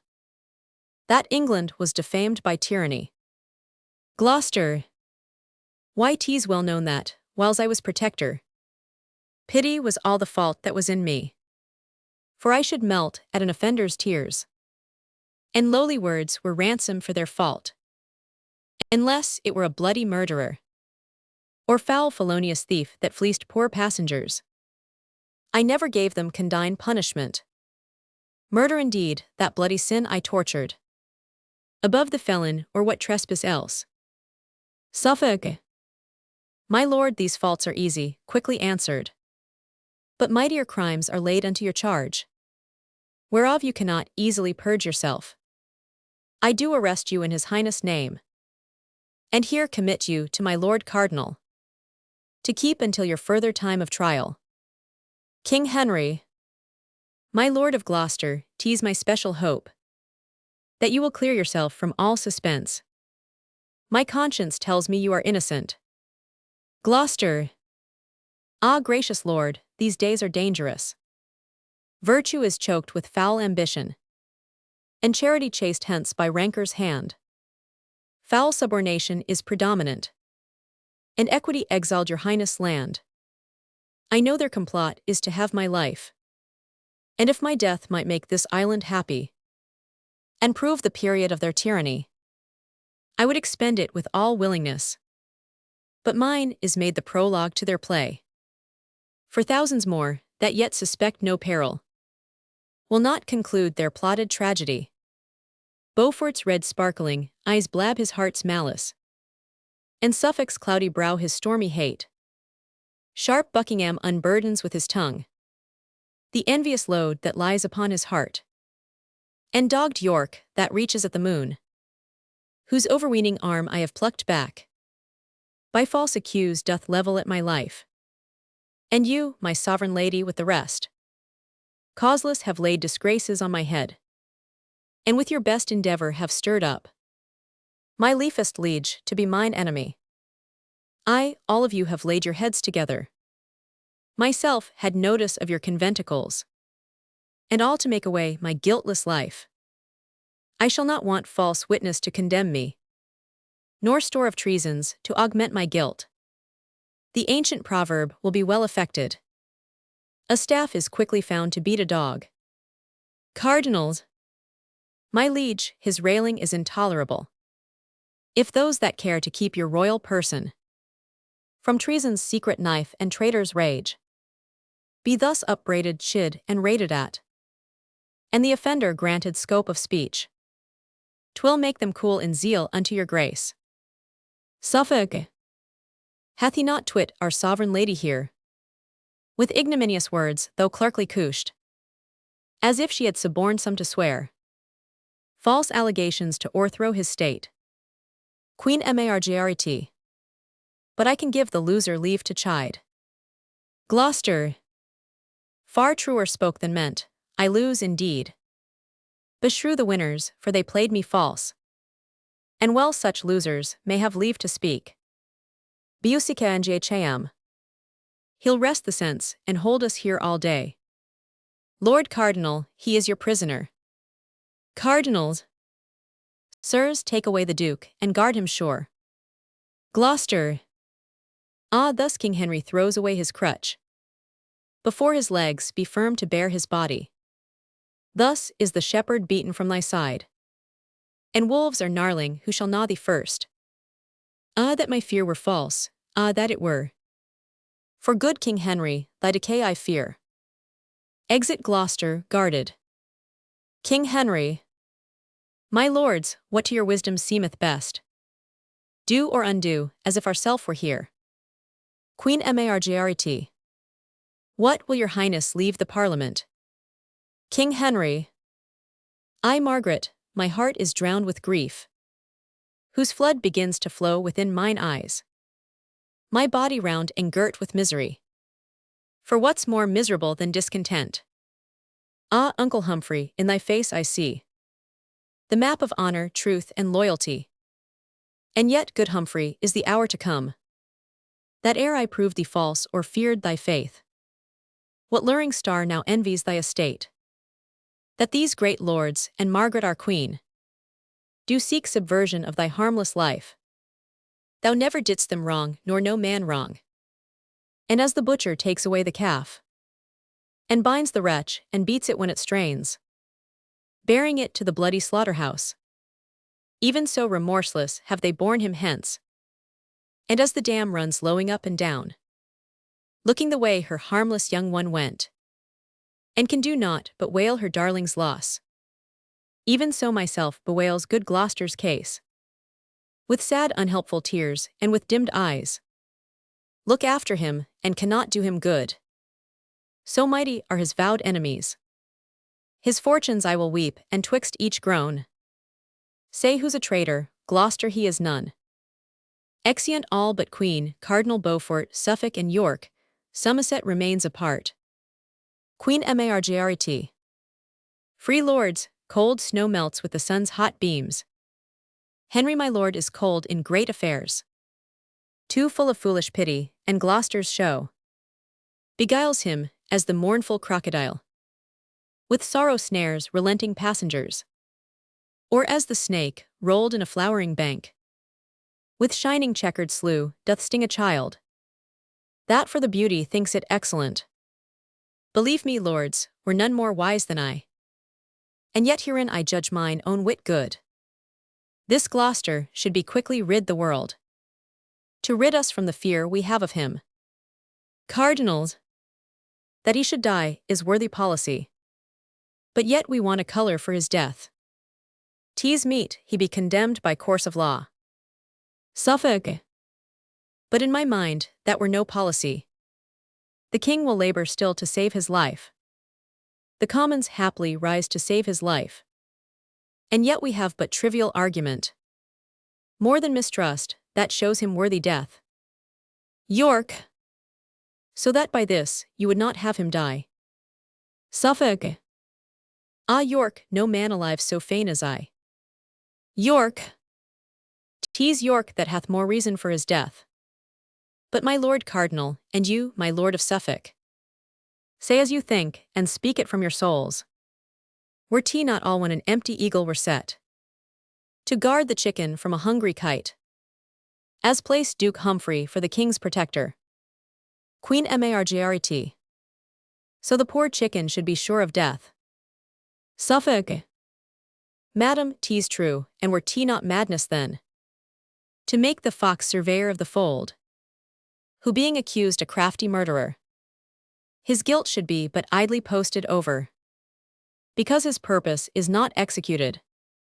No, let him die in that he is a fox, by nature proved an enemy to the flock, before his chaps be stained with crimson blood, as Humphrey proved by reasons to my liege. And do not stand on quillets how to slay him, be it by gins, by snares, by subtlety. Sleeping or waking, tease no matter how. So he be dead, for that is good deceit, which mates him first that first intends deceit. Queen Margaret. Thrice noble Suffolk, tease resolutely spoke. Suffolk. Not resolute, except so much were done. For things are often spoke, and seldom meant. But that my heart accordeth with my tongue, seeing the deed is meritorious, and to preserve my sovereign from his foe. Say but the word, and I will be his priest. Cardinals. But I would have him dead, my lord of Suffolk, ere you can take due orders for a priest. Say you consent, and censure well the deed, and I'll provide his executioner. I tender so the safety of my liege. Suffolk. Here is my hand, the deed is worthy doing. Queen Margaret. And so say I. York. And I, and now we three have spoke it. It skills not greatly who impugns our doom. Enter a post. Post. Great lords, from Ireland am I come amain, to signify that rebels there are up, and put the Englishmen unto the sword. Send succours, lords, and stop the rage betime, before the wound do grow uncurable. For being green, there is great hope of help. Cardinals. A breach that craves a quick expedient stop. What counsel give you in this weighty cause? York. That Somerset be sent as regent thither. Tease meet that lucky ruler be employed. Witness the fortune he hath had in France. Somerset. If York, with all his far-fet policy, had been the regent there instead of me, he never would have stayed in France so long. York. No, not to lose it all as thou hast done. I rather would have lost my life betimes, than bring a burden of dishonor home, by staying there so long till all were lost. Show me one scar charactered on thy skin. Men's flesh preserved so whole do seldom win. Queen Margaret. Nay then, this spark will prove a raging fire, if wind and fuel be brought to feed it with. No more, good York, sweet Somerset, be still. Thy fortune, York, hadst thou been regent there, might happily have proved far worse than his. York. What worse than naught, nay than a shame take all. Somerset. And in the number, thee that wishest shame. Cardinals. My lord of York, try what your fortune is. Uncivil kerns of Ireland are in arms, and temper clay with blood of Englishmen. To Ireland will you lead a band of men, collected choicely from each county some, and try your hap against the Irishmen. York. I will, my lord, so please his majesty. Suffolk. Why our authority is his consent, and what we do establish he confirms. Then, noble York, take thou this task in hand. York. I am content, provide me soldiers, lords, whiles I take order for mine own affairs. Suffolk. A charge, Lord York, that I will see performed. But now return we to the false Duke Humphrey. Cardinals. No more of him, for I will deal with him, that henceforth he shall trouble us no more. And so break off, the day is almost spent. Lord Suffolk, you and I must talk of that event. York. My lord of Suffolk, within 14 days. At Bristol I expect my soldiers, for there I'll ship them all for Ireland. Suffolk. I'll see it truly done, my lord of York. Exeunt all but York. York. Now York or never, steal thy fearful thoughts, and change misdoubt to resolution. Be that thou hop'st to be, or what thou art. Resigned to death, it is not worth enjoying. Let pale-faced fear keep with the mean-born man, and find no harbor in a royal heart. Faster than springtime showers comes thought on thought, and not a thought but thinks on dignity. My brain, more busy than the laboring spider, weaves tedious snares to trap mine enemies. Well, nobles, well, 'tis politically done, to send me packing with an host of men. I fear me you but warm the starved snake, who, cherished in your breasts, will sting your hearts. 'Twas men I lacked, and you will give them me. I take it kindly, yet be well assured, you put sharp weapons in a madman's hands.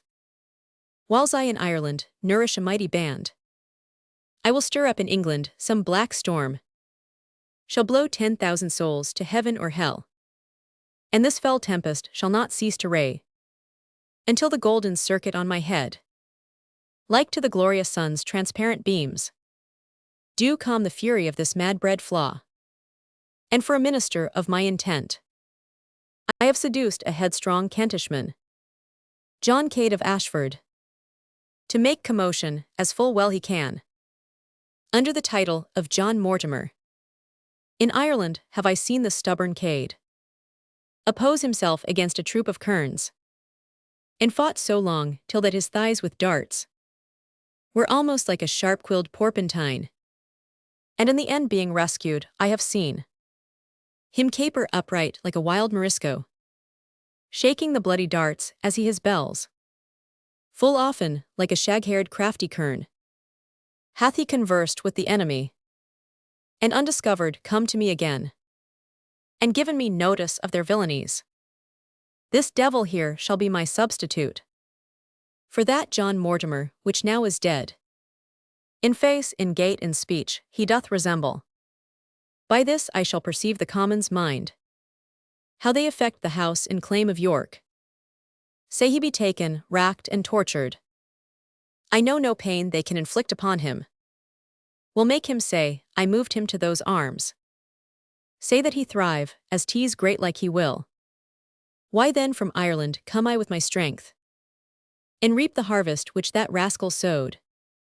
For Humphrey being dead, as he shall be, and Henry put apart, the next for me. Scene 2, Bury St. Edmunds, a room of state. Enter 2 or 3 murderers running over the stage, from the murder of Duke Humphrey. 1 murderer. Run to my Lord of Suffolk, let him know we have dispatched the Duke, as he command murderer. Oh, that it were to do, what have we done? Didst ever hear a man so penitent? Enter Suffolk. 1 murderer. Here comes my lord. Suffolk. Now, sirs, have you dispatched this thing? 1 murderer. Ay, my good lord, he's dead. Suffolk. Why, that's well said, go get you to my house. I will reward you for this venturous deed. The king and all the peers are here at hand. Have you laid fair the bed? Is all things well? According as I gave directions. 1 murderer. 'Tis my good lord. Suffolk. Away be gone. Exeunt murderers. Sound trumpets. Enter the king, the queen, Cardinal Beaufort, Somerset with attendants. King Henry. Go call our uncle to our presence straight. Say we intend to try his grace today. If he be guilty, as 'tis published. Suffolk. I'll call him presently, my noble lord. King Henry. Lords, take your places, and I pray you all, proceed no straighter, gainst our uncle Gloucester, than from true evidence of good esteem. He be approved, in practice culpable. Queen Margaret. God forbid any malice should prevail, that faultless may condemn a nobleman. Pray God he may acquit him of suspicion. King Henry. I thank thee, Meg, these words content me much. Enter Suffolk. How now, why look'st thou pale, why tremblest thou? Where's our uncle, what's the matter, Suffolk? Suffolk. Dead in his bed, my lord, Gloucester is dead. Queen Margaret. Mary, God forfend. Cardinals. God's secret judgment, I did dream tonight. The Duke was dumb and could not speak a word. The King swoons. Queen Margaret. How fares my lord? Help, lords, the King is dead. Somrset. Rear up his body, wring him by the nose. Queen Margaret. Run, go, help, help, O Henry, ope thine eyes. Suffolk. He doth revive again, madam, be patient. King Henry. O heavenly God. Queen Margaret. How fares my gracious lord? Suffolk. Comfort, my sovereign, gracious Henry, comfort. King Henry. What doth my lord of Suffolk comfort me? Came he right now to sing a raven's note, whose dismal tune bereft my vital powers? And thinks he that the chirping of a wren, by crying comfort from a hollow breast, can chase away the first conceived sound? Hide not thy poison with such sugared words. Lay not thy hands on me, forbear, I say. Their touch affrights me as a serpent's sting. Thou baleful messenger, out of my sight. Upon thy eyeballs murderous tyranny sits in grim majesty to fright the world. Look not upon me, for thine eyes are wounding. Yet do not go away, come, basilisk, and kill the innocent gazer with thy sight. For in the shade of death I shall find joy. In life but double death, now Gloucester's dead. Queen Margaret. Why do you rate my lord of Suffolk thus? Although the Duke was enemy to him, yet he most Christian-like laments his death. And for myself, foe as he was to me, might liquid tears or heart-offending groans, or blood-consuming sighs recall his life, I would be blind with weeping, sick with groans, look pale as primrose with blood-drinking sighs, and all to have the noble Duke alive. What know I how the world may deem of me? For it is known we were but hollow friends. It may be judged, I made the Duke away.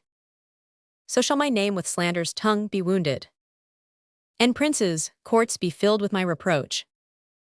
This get I by his death, I me unhappy, to be a queen and crowned with infamy. King Henry. Ah, woe is me for Gloucester, wretched man. Queen Margaret. Be woe for me, more wretched than he is. What dost thou turn away and hide thy face? I am no loathsome leper, look on me. What art thou, like the adder waxen deaf? Be poisonous too, and kill thy forlorn queen. Is all thy comfort shut in Gloucester's tomb? Why then, Dame Margaret was ne'er thy joy. Erect his statue and worship it, and make my image but an alehouse sign. Was I for this nigh racked upon the sea, and twice by awkward wind from England's bank drove back again unto my native clime? What boded this, but well forewarning wind? Did seem to say, seek not a scorpion's nest, nor set no footing on this unkind shore. What did I then, but cursed the gentle gusts, and he that loosed them forth their brazen caves, and bid them blow towards England's blessed shore, or turn our stern upon a dreadful rock? Yet Aeolus would not be a murderer, but left that hateful office unto thee. The pretty vaulting sea refused to drown me, knowing that thou wouldst have me drowned on shore, with tears as salt as sea, through thy unkindness. The splitting rocks cowered in the sinking sands, and would not dash me with their ragged sides, because thy flinty heart, more hard than they, might in thy palace perish, Margaret. As far as I could ken thy chalky cliffs, when from thy shore the tempest beat us back, I stood upon the hatches in the storm, and when the dusky sky began to rob my earnest gaping sight of thy land's view, I took a costly jewel from my neck, a heart it was, bound in with diamonds, and threw it towards thy land. The sea received it, and so I wished thy body might my heart. And even with this I lost fair England's view, and bid mine eyes be packing with my heart, and called them blind and dusky spectacles, for losing ken of Albion's wished coast. How often have I tempted Suffolk's tongue, the agent of thy foul inconstancy, to sit and witch me, as Ascanius did, when he to madding Dido would unfold his father's acts commenced in burning Troy. Am I not witched like her, or thou not false like him? I can no more, die Margaret. For Henry weeps that thou dost live so long. Noise within, enter Warwick, Salisbury, and many commons. Warwick. It is reported, mighty sovereign, that good Duke Humphrey traitorously is murdered by Suffolk and the Cardinal Beaufort's means. The commons, like an angry hive of bees, that want their leader, scatter up and down, and care not who they sting in his revenge. Myself have calmed their spleenful mutiny, until they hear the order of his death. King Henry. That he is dead, good Warwick, 'tis too true. But how he died God knows, not Henry. Enter his chamber, view his breathless corpse, and comment then upon his sudden death. Warwick. That shall I do, my liege. Stay, Salisbury, with the rude multitude till I return. Warwick exits through one door, Salisbury and commons exit through another. King Henry. O thou that judgest all things, stay my thoughts that labor to persuade my soul. Some violent hands were laid on Humphrey's life.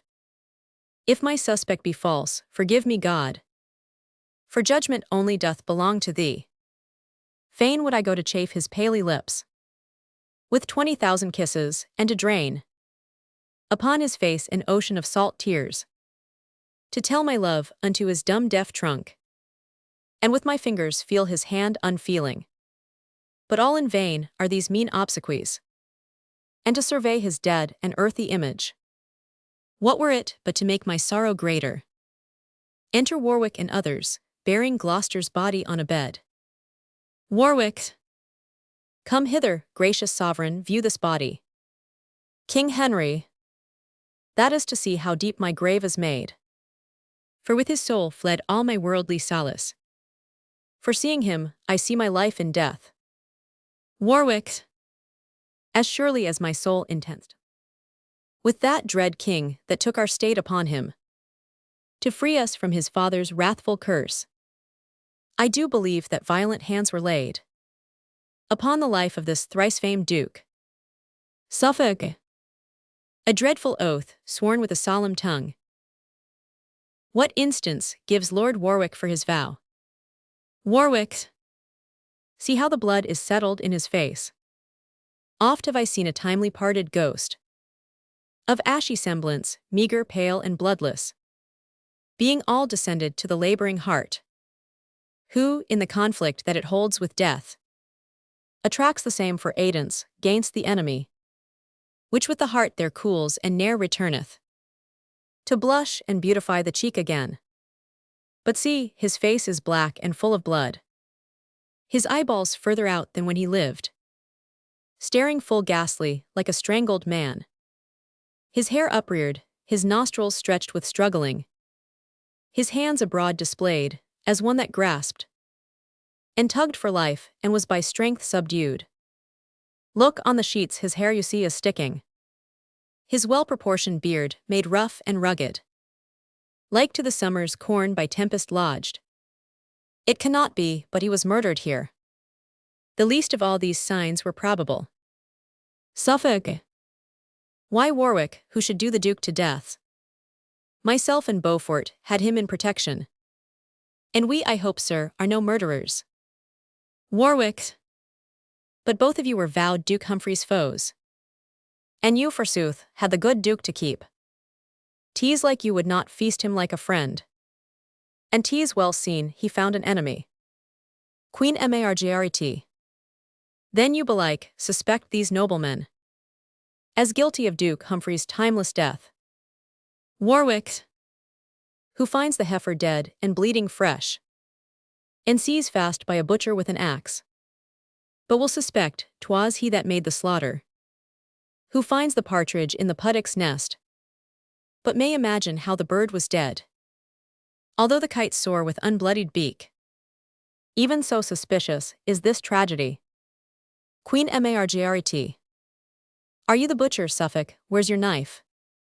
Is Beaufort termed a kite? Where are his talons? Suffolk. I wear no knife to slaughter sleeping men. But here's a vengeful sword, rusted with ease. That shall be scoured in his rancorous heart. That slanders me with murder's crimson badge. Say if thou darst, proud lord of Warwickshire, that I am faulty in Duke Humphrey's death. Exeunt Cardinal, Somerset and others. Warwick. What dares not Warwick, if false Suffolk dare him? Queen Margaret. He dares not calm his contumelious spirit, nor cease to be an arrogant controller, though Suffolk dare him 20,000 times. Warwick. Madam, be still with reverence may I say. For every word you speak in his behalf is slander to your royal dignity. Suffolk. Blunt-witted lord, ignoble in demeanor. If ever lady wronged her lord so much, thy mother took into her blameful bed some stern untutored churl, and noble stock was graft with crabtree slip, whose fruit thou art, and never of the Nevilles, noble race. Warwick. But that the guilt of murder bucklers thee, and I should rob the deathsman of his fee, quitting thee thereby of 10,000 shames, and that my sovereign's presence makes me mild, I would, false murderous coward, on thy knee, make thee beg pardon for thy past speech, and say it was thy mother that thou meant'st, that thou thyself wast born in bastardy, and after all this fearful homage done, give thee thy hire, and send thy soul to hell. Pernicious bloodsucker of sleeping men. Suffolk. Thou shalt be waking while I shed thy blood, if from this presence thou darst go with me. Warwick. Away even now, or I will drag thee hence. Unworthy though thou art, I'll cope with thee, and do some service to Duke Humphrey's ghost.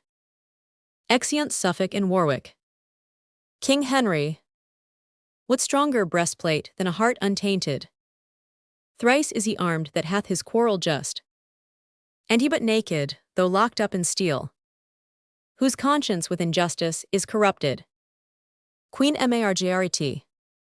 What noise is this? Enter Suffolk and Warwick with their weapons drawn. King Henry. Why, how now, lords, your wrathful weapons drawn? Here in our presence, dare you be so bold? Why, what tumultuous clamor have we here? Suffolk. The traitorous Warwick, with the men of Berry, set all upon me, mighty sovereign. Enter Salisbury. Salisbury. To the Commons, entering. Sirs, stand apart, the king shall know your mind. Dread lord, the Commons send you word by me. Unless Lord Suffolk straight be done to death, or banished fair England's territories, they will by violence tear him from your palace, and torture him with grievous lingering death. They say, by him the good Duke Humphrey died. They say, in him they fear your highness' death, and mere instinct of love and loyalty, free from a stubborn opposite intent, as being thought to contradict your liking, makes them thus forward in his banishment. They say, in care of your most royal person, that if your highness should intend to sleep, and charge that no man should disturb your rest, in pain of your dislike or pain of death. Yet, notwithstanding such a strait edict, were there a serpent seen, with forked tongue, that slyly glided towards your majesty, it were but necessary you were waked, lest, being suffered in that harmful slumber, the mortal worm might make the sleep eternal. And therefore do they cry, though you forbid, that they will guard you, where you will or no, from such fell serpents as false Suffolk is, with whose envenomed and fatal sting your loving uncle, 20 times his worth, they say, is shamefully bereft of life. Commons. An answer from the king, my lord of Salisbury. Suffolk. Tease like the Commons, rude unpolished hinds, could send such message to their sovereign. But you, my lord, were glad to be employed, to show how quaint an orator you are. But all the honour Salisbury hath won is that he was the Lord Ambassador, sent from a sort of tinkers to the king. Commons. An answer from the king, or we will all break in. King Henry. Go, Salisbury, and tell them all from me. I thank them for their tender loving care. And had I not been cited so by them, yet did I purpose as they do entreat. For sure my thoughts do hourly prophesy mischance unto my state by Suffolk's means. And therefore, by his majesty I swear, whose far unworthy deputy I am, he shall not breathe infection in this air. But 3 days longer, on the pain of death. Queen Margaret. O Henry, let me plead for gentle Suffolk. King Henry. Ungentle Queen, to call him gentle Suffolk. No more, I say, if thou dost plead for him. Thou wilt but add increase unto my wrath. Had I but said, I would have kept my word. But when I swear, it is irrevocable. If after 3 days' space, thou here be'st found, on any ground that I am ruler of, the world shall not be ransom for thy life. Come, Warwick, come, good Warwick, go with me. I have great matters to impart to thee. Exeunt all but Queen and Suffolk. Queen Margaret. Mischance and sorrow go along with you. Heart's discontent and sour affliction be playfellows to keep you company. There's 2 of you, the devil make a third. And threefold vengeance tend upon your steps. Suffolk. Cease, gentle queen, these execrations, and let thy Suffolk take his heavy leave. Queen Margaret. Fie, coward woman and soft-hearted wretch. Hast thou not spirit to curse thine enemies? Suffolk. A plague upon them, wherefore should I curse them? Could curses kill, as doth the mandrake's groan, I would invent as bitter searching terms. As cursed, as harsh and horrible to hear, delivered strongly through my fixed teeth, with full as many signs of deadly hate, as lean-faced envy in her loathsome cave. My tongue should stumble in mine earnest words. Mine eyes should sparkle like the beaten flint. Mine hair be fixed on end, as one distract. Every joint should seem to curse and ban. And even now my burdened heart would break. Should I not curse them, poison be their drink. Gall worse than gall, the daintiest that they taste. Their sweetest shade a grove of cypress trees. Their chiefest prospect murdering basilisks. Their softest touch as smart as lizards' stings. Their music frightful as the serpent's hiss. And boding screech owls make the consort full. All the foul terrors in dark-seated hell. Queen Margaret. Enough, sweet Suffolk, thou torment'st thyself. And these dread curses, like the sun gainst glass, or like an overcharged gun, recoil, and turns the force of them upon thyself. Suffolk. You bade me ban, and will you bid me leave? Now, by the ground that I am banished from, well could I curse away a winter's night, though standing naked on a mountain top, where biting cold would never let grass grow, and think it but a minute spent in sport. Queen Margaret. Oh, let me entreat thee cease, give me thy hand, that I may do it with my mournful tears. Nor let the rain of heaven wet this place, to wash away my woeful monuments. Oh, could this kiss be printed in thy hand, that thou mightst think upon these by the seal, through whom 1,000 sighs are breathed for thee. So get thee gone, that I may know my grief. Tease but surmised whiles thou art standing by, as one that surfeits thinking on a want. I will repeal thee, or be well assured, adventure to be banished myself. And banished I am, if but from thee. Go, speak not to me, even now be gone. Oh, go not yet, even thus 2 friends condemned. Embrace and kiss, and take 10,000 leaves. Loather 100 times to part than die. Yet now farewell, and farewell life with thee. Suffolk. Thus is poor Suffolk 10 times banished. Once by the king, and 3 times thrice by thee. Tease not the land I care for, wert thou thence. A wilderness is populous enough. So Suffolk had thy heavenly company. For where thou art, there is the world itself, with every several pleasure in the world. And where thou art not, desolation. I can no more, live thou to joy thy life. Myself no joy in naught but that thou livest. Enter Vox. Queen Margaret. Whither goes Vox so fast? What news, I prithee? Vox. To signify unto his majesty that Cardinal Beaufort is at point of death. For suddenly a grievous sickness took him, that makes him gasp and stare and catch the air, blaspheming God and cursing men on earth. Sometime he talks as if Duke Humphrey's ghost were by his side, sometime he calls the king, and whispers to his pillow, as to him, the secrets of his overcharged soul. And I am sent to tell his majesty that even now he cries aloud for him. Queen Margaret. Go tell this heavy message to the king.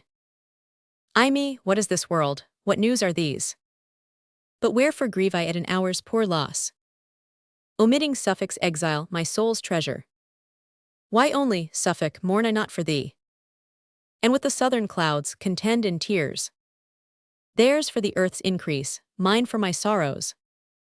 Now get thee hence, the king thou know'st he is coming. If thou be found by me thou art but dead. Suffolk. If I depart from thee, I cannot live. And in thy sight to die, what were it else? But like a pleasant slumber in thy lap. Here could I breathe my soul into the air, as mild and gentle as the cradle babe, dying with mother's dug between its lips. Where from thy sight I should be raging mad, and cry out for thee to close up mine eyes, to have thee with thy lips to stop my mouth. So shouldst thou either turn my flying soul, or I should breathe it so into thy body, and then it lived in sweet Elysium. To die by thee were but to die in jest. From thee to die were torture more than death. Oh, let me stay, befall what may befall. Queen Margaret. Away, though parting be a fretful corrosive, it is applied to a deathful wound. To France, sweet Suffolk, let me hear from thee. For wheresoe'er thou art in this world's globe, I'll have an iris that shall find thee out. Suffolk. I go. Queen Margaret. And take my heart with thee. Suffolk. A jewel locked into the woefulst cask that ever did contain a thing of worth. Even as a splitted bark, so sunder we. This way fall I to death. Queen Margaret. This way for me. Exeunt severally. Scene 3, a bedchamber. Enter the king, Salisbury and Warwick, to the cardinal in bed. King Henry. How fares my lord? Speak, Beaufort, to thy sovereign. Cardinals. If thou be'st he death, I'll give thee England's treasure, enough to purchase such another island. So thou wilt let me live and feel no pain. King Henry. Ah, what a sign it is of evil life, where death's approach is seen so terrible. Warwick. Beaufort, it is thy sovereign speaks to thee. Cardinals. Bring me unto my trial when you will. Died he not in his bed, where should he die? Can I make men live, where they will or no? Oh, torture me no more, I will confess. Alive again, then show me where he is. I'll give £1,000 to look upon him. He hath no eyes, the dust hath blinded them. Comb down his hair, look, look, it stands upright, like lime twigs set to catch my winged soul. Give me some drink, and bid the apothecary bring the strong poison that I bought of him. King Henry. O thou eternal mover of the heavens, look with a gentle eye upon this wretch.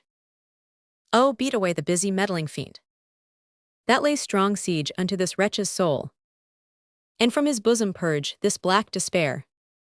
Warwick. See how the pangs of death do make him grin. Salisbury. Disturb him not, let him pass peaceably. King Henry. Peace to his soul, if God's good pleasure be. Lord Cardinal, if thou think'st ye on heaven's bliss, hold up thy hand, make signal of thy hope. He dies and makes no sign, O God, forgive him. Warwick. So bad a death argues a monstrous life. King Henry. Forbear to judge, for we are sinners all. Close up his eyes, and draw the curtain close. And let us all to meditation. Act 4. Scene 1, the coast of Kent. Alarum, fight at sea, ordnance goes off. Enter a lieutenant, Suffolk disguised a prisoner, the master, a master's mate, Walter Whitmore and prisoners. Chapter 51, Lieutenant.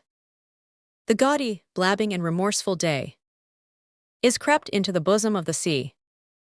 And now loud howling wolves arouse the jades that drag the tragic melancholy night, who with their drowsy, slow and flagging wings clip dead men's graves, and from their misty jaws breathe foul contagious darkness in the air.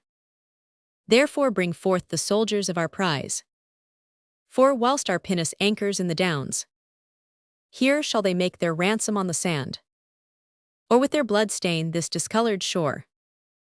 Master, this prisoner freely give I thee. And thou that art his mate, make boot of this. The other, Walter Whitmore, is thy share. One gentleman. What is my ransom, master? Let me know. Master. 1,000 crowns, or else lay down your head.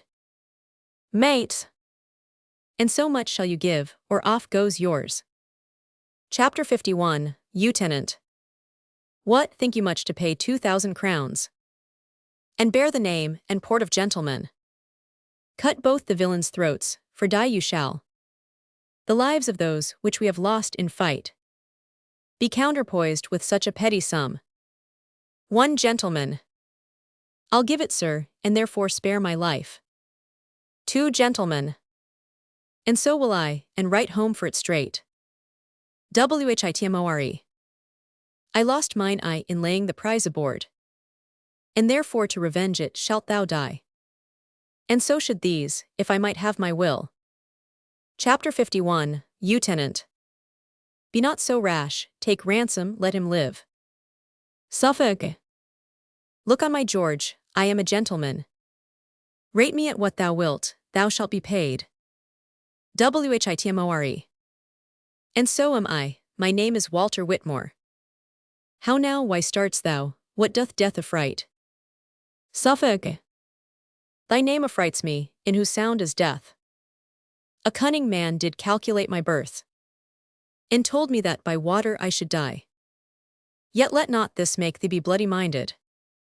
Thy name is Gaultier, being rightly sounded. Whitmore. Gaultier or Walter, which it is, I care not. Never yet did base dishonor blur our name, but with our sword we wiped away the blot. Therefore, when merchant-like I sell revenge, broke be my sword, my arms torn and defaced, and I proclaimed a coward through the world. Suffolk. Stay, Whitmore, for thy prisoner is a prince. The Duke of Suffolk, William de la Pole. Whitmore. The Duke of Suffolk, muffled up in rags. Suffolk. Ay, but these rags are no part of the Duke. Jove sometime went disguised, and why not I? Chapter 51, Lieutenant. But Jove was never slain, as thou shalt be. Suffolk. Obscure and lowly swain, King Henry's blood, the honorable blood of Lancaster, must not be shed by such a jaded groom. Hast thou not kissed thy hand and held my stirrup, bareheaded plodded by my footcloth mule, and thought thee happy when I shook my head? How often hast thou waited at my cup, fed from my trencher, kneeled down at the board, when I have feasted with Queen Margaret? Remember it, and let it make thee crestfallen. I and allay thus thy abortive pride. How in our voiding lobby hast thou stood, and duly waited for my coming forth? This hand of mine hath ridden thy behalf, and therefore shall it charm thy riotous tongue. Whitmore. Speak, captain, shall I stab the forlorn swain? Chapter 51, Lieutenant. First let my words stab him, as he hath me. Suffolk. Base slave, thy words are blunt, and so art thou. Chapter 51, Lieutenant. Convey him hence, and on our longboat's side. Strike off his head. Suffolk. Thou darst not, for thy own. Chapter 51, Lieutenant. Yes, Pole. Suffolk. Pole. Chapter 51, Lieutenant. Pool, Sir Pool, Lord. I cannot puddle sink whose filth and dirt troubles the silver spring where England drinks. Now will I dam up this thy yawning mouth, for swallowing the treasure of the realm. Thy lips that kissed the Queen shall sweep the ground, and thou that smiledst at good Duke Humphrey's death, against the senseless winds, shalt grin in vain. Who in contempt shall hiss at thee again? And wedded be thou to the hags of hell, for daring to affy a mighty lord, unto the daughter of a worthless king, having neither subject, wealth, nor diadem. By devilish policy art thou grown great, and like ambitious Scylla, overgorged with gobbets of thy mother's bleeding heart. By the Anjou and Maine were sold to France. The false revolting Normans through thee disdain to call us lord, and Picardy hath slain their governors, surprised our forts, and sent the ragged soldiers wounded home. The princely Warwick and the Nevilles all, whose dreadful swords were never drawn in vain, as hating thee are rising up in arms. And now the house of York, thrust from the crown by shameful murder of a guiltless king, and lofty, proud, encroaching tyranny, burns with revenging fire, whose hopeful colors advance our half-faced sun, striving to shine, under the which is writ, Invitus nubibus. The commons here in Kent are up in arms. And to conclude, reproach and beggary is crept into the palace of our king. And all by thee, away, convey him hence. Suffolk. Oh that I were a god, to shoot forth thunder upon these paltry, servile, abject drudges. Small things make base men proud. This villain here, being captain of a pinnace, threatens more than Bargulus, the strong Illyrian pirate. Drones suck not eagles' blood but rob beehives. It is impossible that I should die by such a lowly vassal as thyself. Thy words move rage, and not remorse in me. I go of message from the Queen to France. I charge thee waft me safely, cross the channel. Chapter 51, Lieutenant. Walter. Whitmore. Come, Suffolk, I must waft thee to thy death. Suffolk. Pene gelidus timor occupat artis. It is thee I fear. Whitmore. Thou shalt have cause to fear before I leave thee. What are ye daunted now? Now will ye stoop? One gentleman. My gracious lord, entreat him, speak him fair. Suffolk.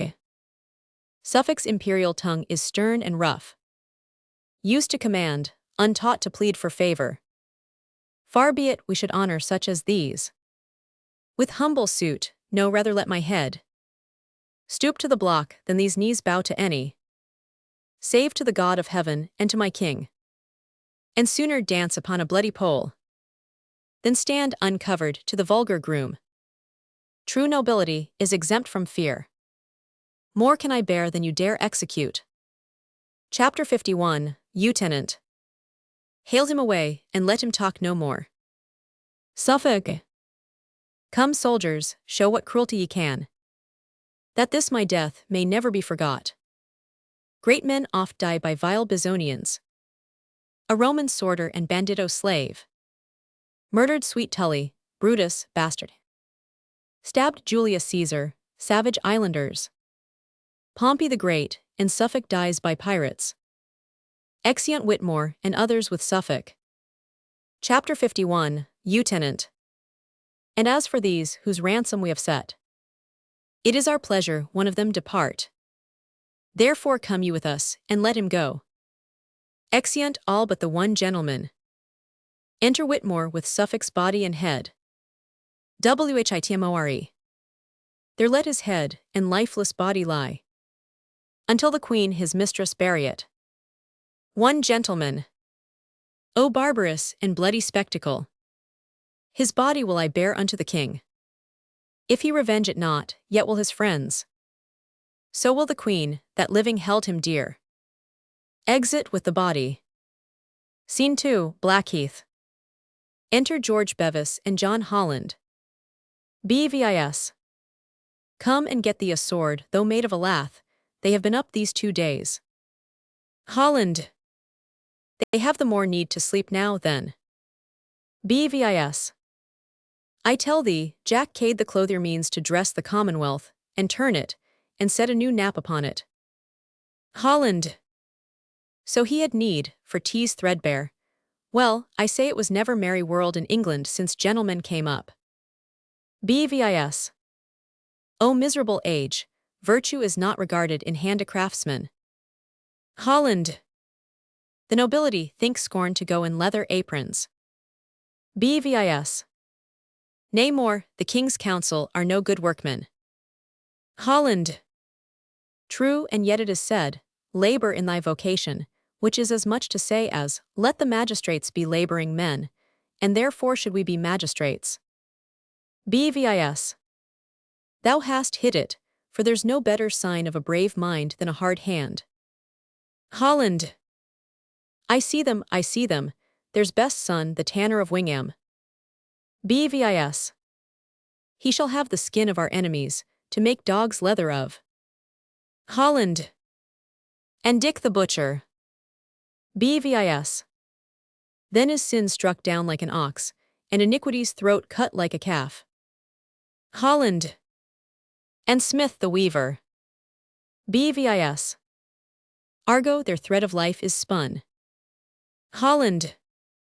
Come, let's fall in with them.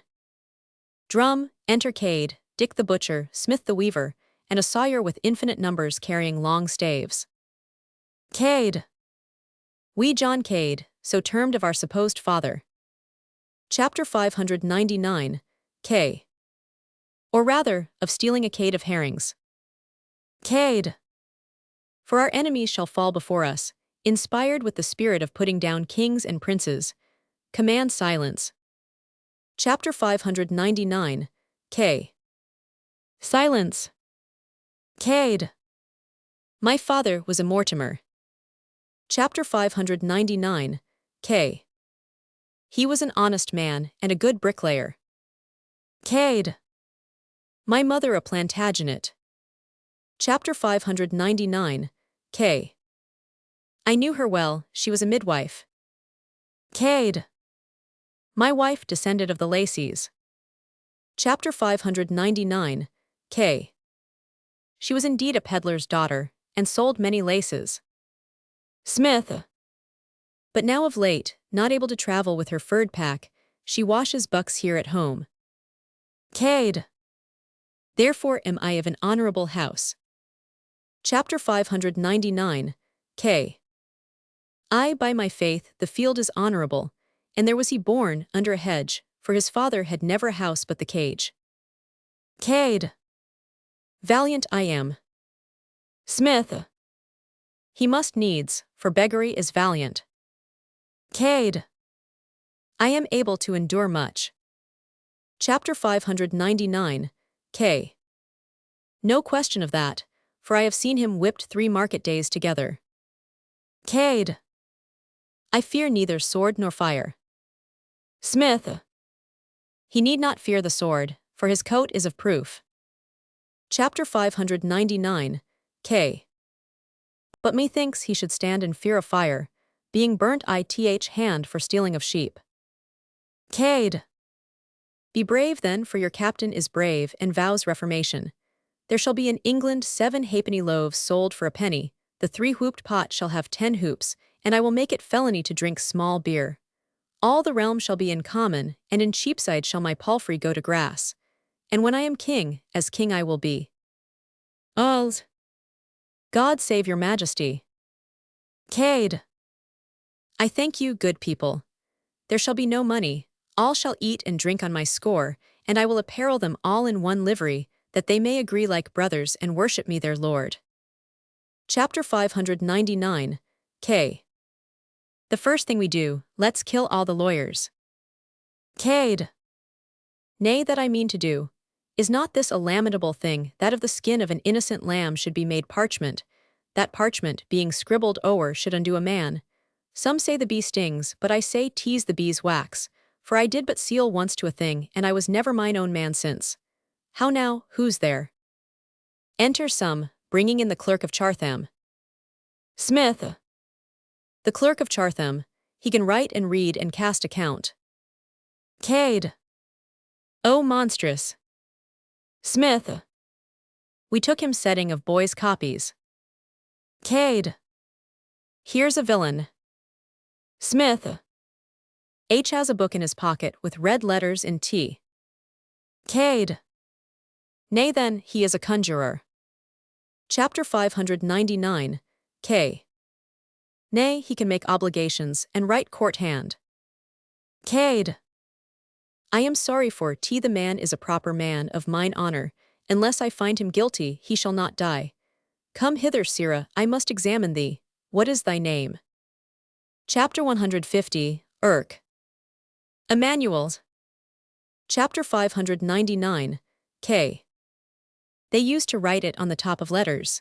'Twill go hard with you. Cade. Let me alone. Dost thou use to write thy name, or hast thou a mark to thyself like a honest, plain-dealing man? Chapter 150, Irk. Sir, I thank God, I have been so well brought up that I can write my name. Alls.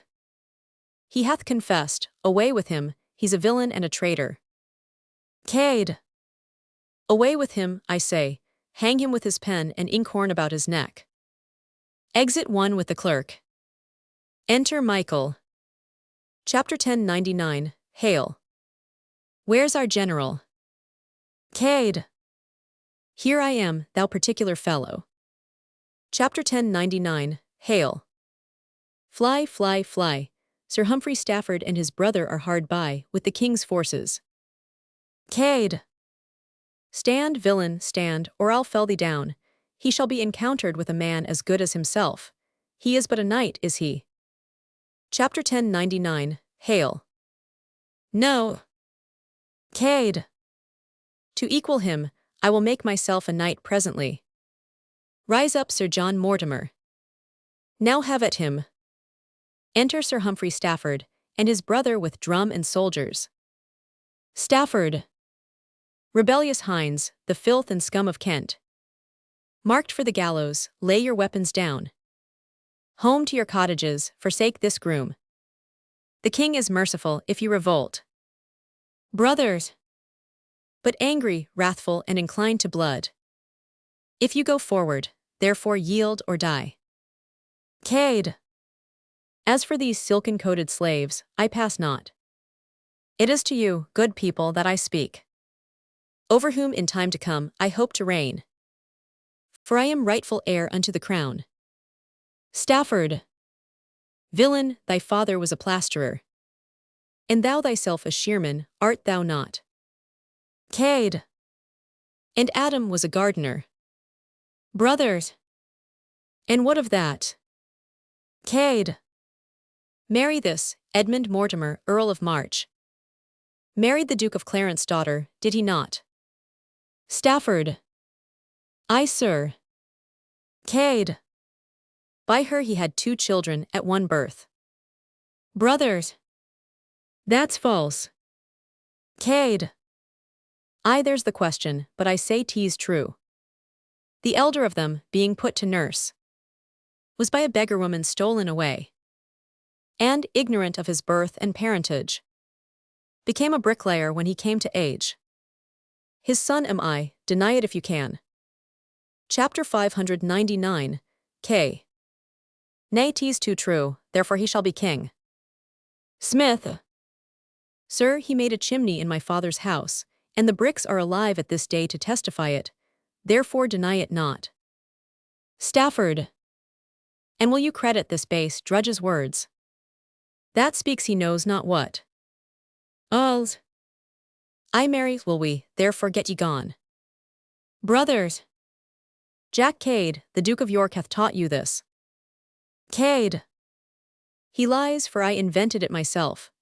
Go to Sirrah, tell the king from me that, for his father's sake, Henry V, in whose time boys went to span counter for French crowns, I am content he shall reign, but I'll be protector over him. Chapter 599, K. And furthermore, we'll have the Lord say's head for selling the dukedom of Maine. Cade. And good reason, for thereby is England mained and fain to go with a staff, but that my puissance holds it up. Fellow kings, I tell you that that Lord Say hath gelded the Commonwealth and made it an eunuch, and more than that, he can speak French, and therefore he is a traitor. Stafford. O gross and miserable ignorance. Cade. Nay, answer if you can. The Frenchmen are our enemies. Go to then, I ask but this. Can he that speaks with the tongue of an enemy be a good counselor, or no? Alls. No, no, and therefore will have his head. Brothers. Well, seeing gentle words will not prevail. Assail them with the army of the king. Stafford. Herald away, and throughout every town. Proclaim them traitors that are up with Cade. That those which fly before the battle ends may, even in their wives' and children's sight, be hanged up, for example, at their doors. And you that be the king's friends, follow me. Exeunt the two Staffords and soldiers. Cade. And you that love the commons, follow me. Now show yourselves men, tease for liberty. We will not leave one lord, one gentleman. Spare none but such as go in clouded shoon. For they are thrifty honest men and such as would, but that they dare not, take our parts. Chapter 599, K. They are all in order, and march toward us. Cade. But then are we in order when we are most out of order. Come, march forward. Scene 3, another part of Blackheath. Alarums to the fight, wherein both the Staffords are slain. Enter Cade and the rest. Cade. Where's Dick, the butcher of Ashford? Chapter 599, K. Here, sir. Cade. They fell before thee like sheep and oxen, and thou behavedst thyself as if thou hadst been in thine own slaughterhouse. Therefore thus will I reward thee. The Lent shall be as long again as it is, and thou shalt have a license to kill for 100 lacking one. Chapter 599, K. I desire no more. Cade. And to speak truth, thou deservest no less. This monument of the victory will I bear. Chapter 599, K. If we mean to thrive and do good, break open the jails and let out the prisoners. Cade. Fear not that, I warrant thee. Come, let's march towards London. Scene 4, London, the palace. Enter the king with a supplication, and the queen with Suffolk's head, the Duke of Buckingham and the Lord Say. Queen Margaret. Oft have I heard that grief softens the mind, and makes it fearful and degenerate. Think therefore on revenge and cease to weep. But who can cease to weep and look on this? Here may his head lie on my throbbing breast. But where's the body that I should embrace? Biusika Njacham. What answer makes your grace to the rebel's supplication? King Henry. I'll send some holy bishop to entreat. For God forbid so many simple souls should perish by the sword, and I myself, rather than bloody war, shall cut them short. We'll parley with Jack Cade their general. But stay, I'll read it over once again. Queen Margaret. Ah, barbarous villains, hath this lovely face ruled like a wandering planet over me. And could it not enforce them to relent? That were unworthy to behold the same. King Henry. Lord Say, Jack Cade hath sworn to have thy head. Saye. Ay, but I hope your highness shall have his. King Henry. How now, madam? Still lamenting and mourning for Suffolk's death. I fear me, love, if that I had been dead. Thou wouldst not have mourned so much for me. Queen Margaret. No, my love, I should not mourn but die for thee. Enter a messenger. King Henry. How now, what news? Why comest thou in such haste? Messenger. The rebels are in Southwark, fly my lord. Jack Cade proclaims himself Lord Mortimer, descended from the Duke of Clarence house, and calls your grace usurper openly, and vows to crown himself in Westminster. His army is a ragged multitude of hinds and peasants, rude and merciless. Sir Humphrey Stafford and his brother's death hath given them heart and courage to proceed. All scholars, lawyers, courtiers, gentlemen, they call false caterpillars and intend their death. King Henry. O graceless men, they know not what they do. Busica and my gracious lord, retire to Killingworth, until a power be raised to put them down. Queen Margaret. Ah, were the Duke of Suffolk now alive, these Kentish rebels would be soon appeased. King Henry. Lord say, the traitors hate thee. Therefore away with us to Killingworth. Saye. So might your grace's person be in danger. The sight of me is odious in their eyes, and therefore in the city will I stay, and live alone as secret as I may. Enter another messenger. Messenger. Jack Cade hath gotten London Bridge. The citizens fly and forsake their houses. The rascal people, thirsting after prey, join with the traitor, and they jointly swear to spoil the city and your royal court. Busica and then linger not, my lord, away take horse. King Henry. Come, Margaret, God our hope will succor us. Queen Margaret. My hope is gone, now Suffolk is deceased. King Henry. Farewell, my lord, trust not the Kentish rebels. Busica and trust nobody, for fear you be betrayed. Saye. The trust I have is in mine innocence, and therefore am I bold and resolute. Scene 5, London, the Tower.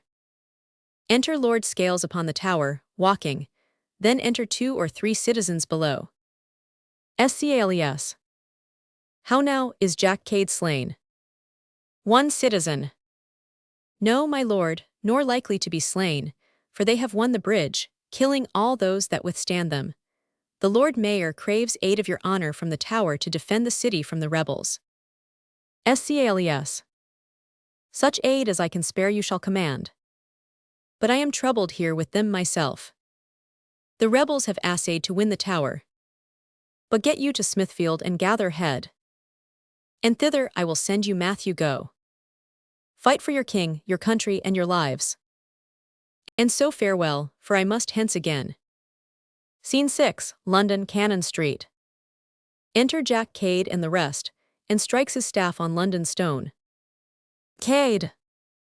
Now is Mortimer lord of the city, and here, sitting upon London stone, I charge and command that, of the city's cost, the pissing conduit run nothing but claret wine this first year of our reign, and now henceforward it shall be treason for any that calls me other than Lord Mortimer. Enter a soldier, running. Soldier. Jack Cade, Jack Cade. Cade. Knock him down there. Chapter 599, K. If this fellow be wise, he'll never call ye Jack Cade more. I think he hath a very fair warning. My lord, there's an army gathered together in Smithfield. Cade. Come then, let's go fight with them. But first, go and set London Bridge on fire, and if you can, burn down the tower too. Come, let's away. Scene 7, London, Smithfield. Alarums, Matthew Go is slain and all the rest. Then enter Jack Cade with his company. Cade. So, sirs, now go some and pull down the Savoy, others to Inns of Court, down with them all. Chapter 599, K. I have a suit unto your lordship. Cade. Be it a lordship, thou shalt have it for that word. Chapter 599, K. only that the laws of England may come out of your mouth. Holland. Mass, 'twill be sore law then, for he was thrust in the mouth with a spear, and 'tis not whole yet. Smith. Nay, John, it will be stinking law, for his breath stinks with eating toasted cheese. Cade. I have thought upon it, it shall be so. Away, burn all the records of the realm. My mouth shall be the Parliament of England. Holland. Then we're like to have biting statutes, unless his teeth be pulled out. Cade. And henceforward all things shall be in common. Enter a messenger. Messenger. My lord, a prize, a prize. Here's the lord say, which sold the towns in France, he that made us pay 1 20 and 1 shilling to the pound the last subsidy. Enter George Bevis with the lord say. Cade. Well, he shall be beheaded for it 10 times. Ah, thou say, thou surge, nay, thou buckram lord. Now art thou within point blank of our jurisdiction regal. What canst thou answer to my majesty for giving up of Normandy unto Mounsieur Basamcu, the Dauphin of France? Be it known unto thee by these presents, even the presence of Lord Mortimer, that I am the besom that must sweep the court clean of such filth as thou art. Thou hast most traitorously corrupted the youth of the realm in erecting a grammar school. And whereas, before, our forefathers had no other books but the score and the tally, thou hast caused printing to be used.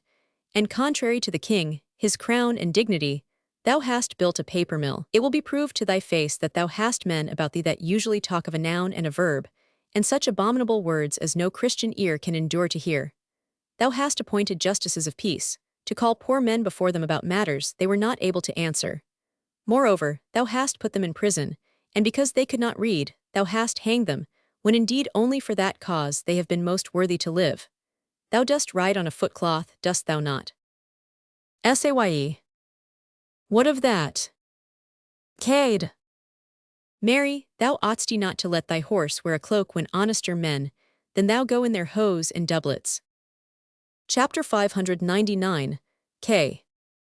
And work in their shirt too, as myself, for example, that am a butcher. Saye.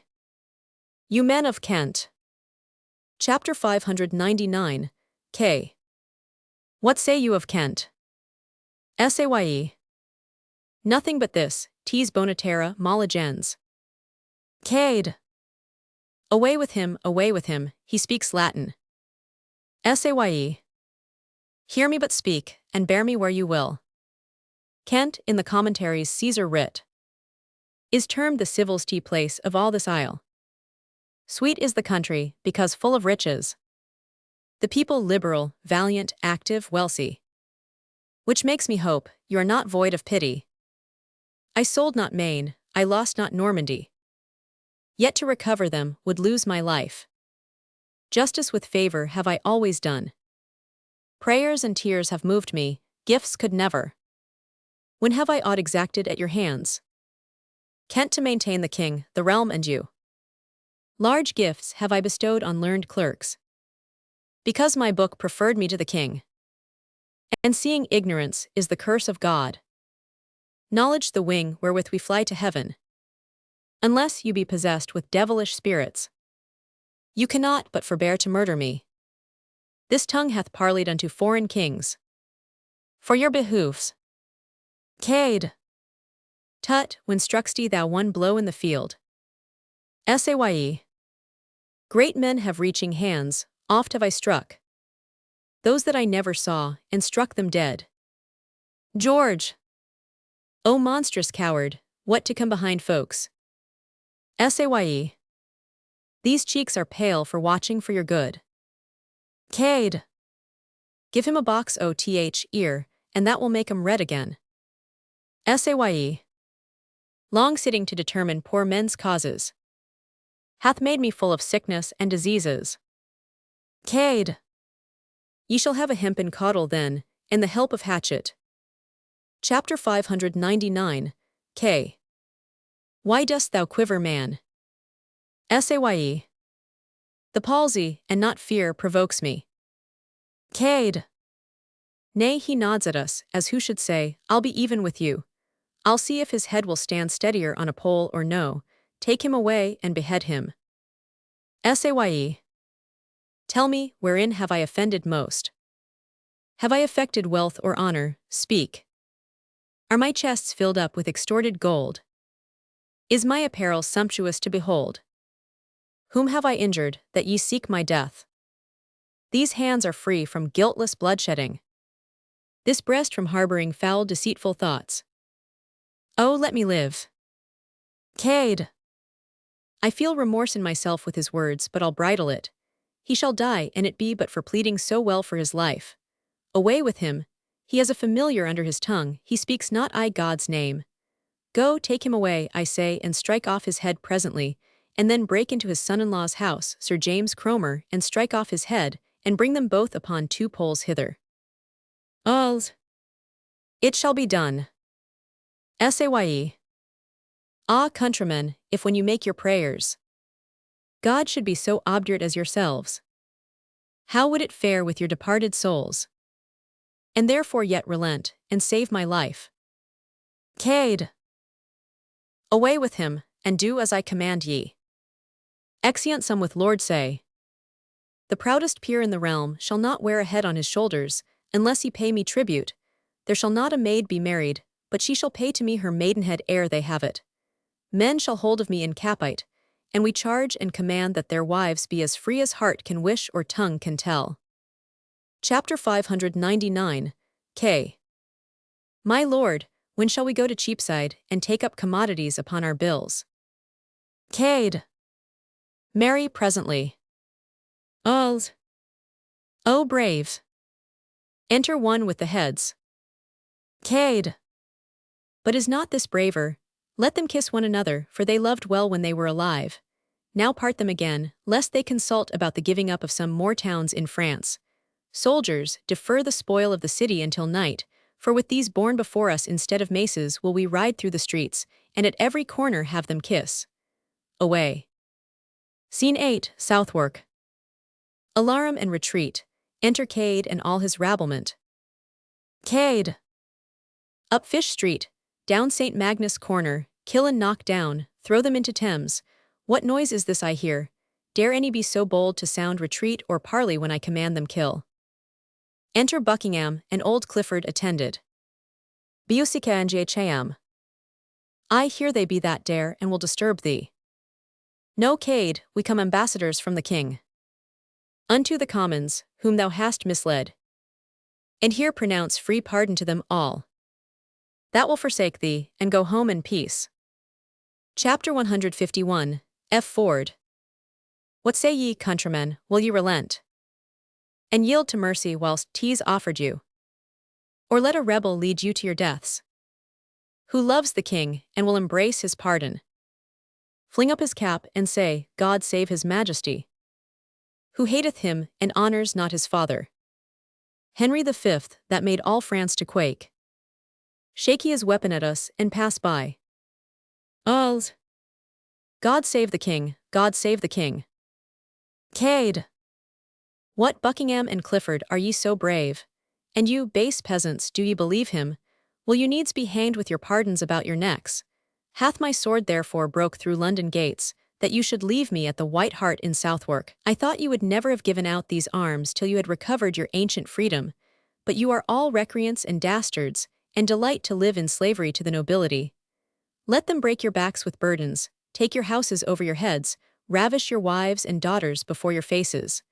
For me, I will make shift for one, and so God's curse light upon you all. Alls. We'll follow Cade, we'll follow Cade. Chapter 151, F. Ford. Is Cade the son of Henry V? That thus you do exclaim you'll go with him. Will he conduct you through the heart of France, and make the meanest of you earls and dukes? Alas, he hath no home, no place to fly to, nor knows he how to live but by the spoil, unless by robbing of your friends and us. Were he not ashamed that whilst you live at jar, the fearful French, whom you late vanquished, should make a start o'er seas and vanquish you? Methinks already in the civil broil, I see them lording it in London streets, crying Villego unto all they meet. Better 10,000 base-born cads miscarry, than you should stoop unto a Frenchman's mercy. To France, and get what you have lost. Spare England, for it is your native coast. Henry hath money, you're strong and manly. God on our side, doubt not of victory. Alls.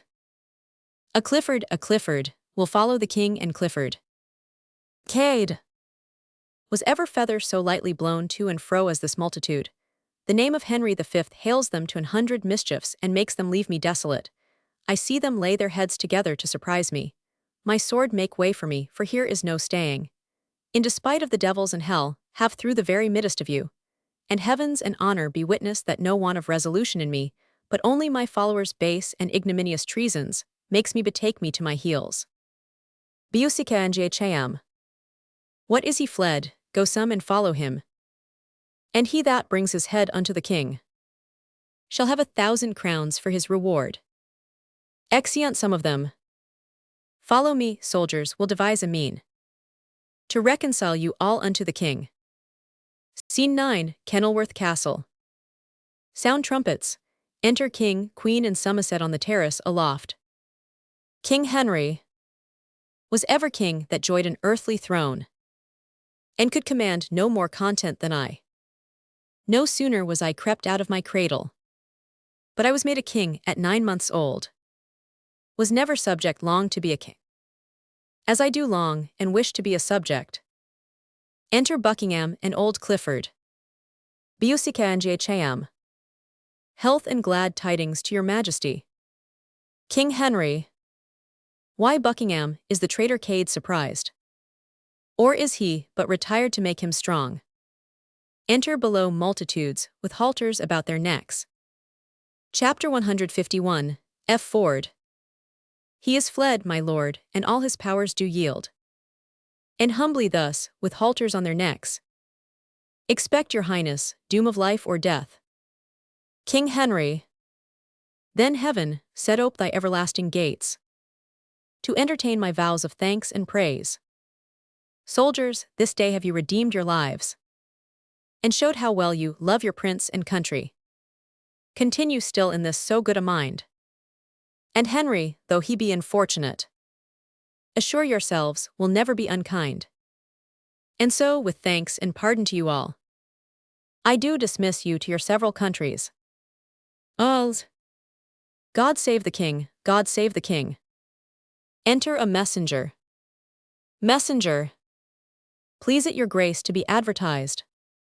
The Duke of York is newly come from Ireland, and with a puissant and a mighty power of gallowglasses and stout kerns, is marching hitherward in proud array, and still proclaimeth, as he comes along, his arms are only to remove from thee the Duke of Somerset, whom he terms a traitor.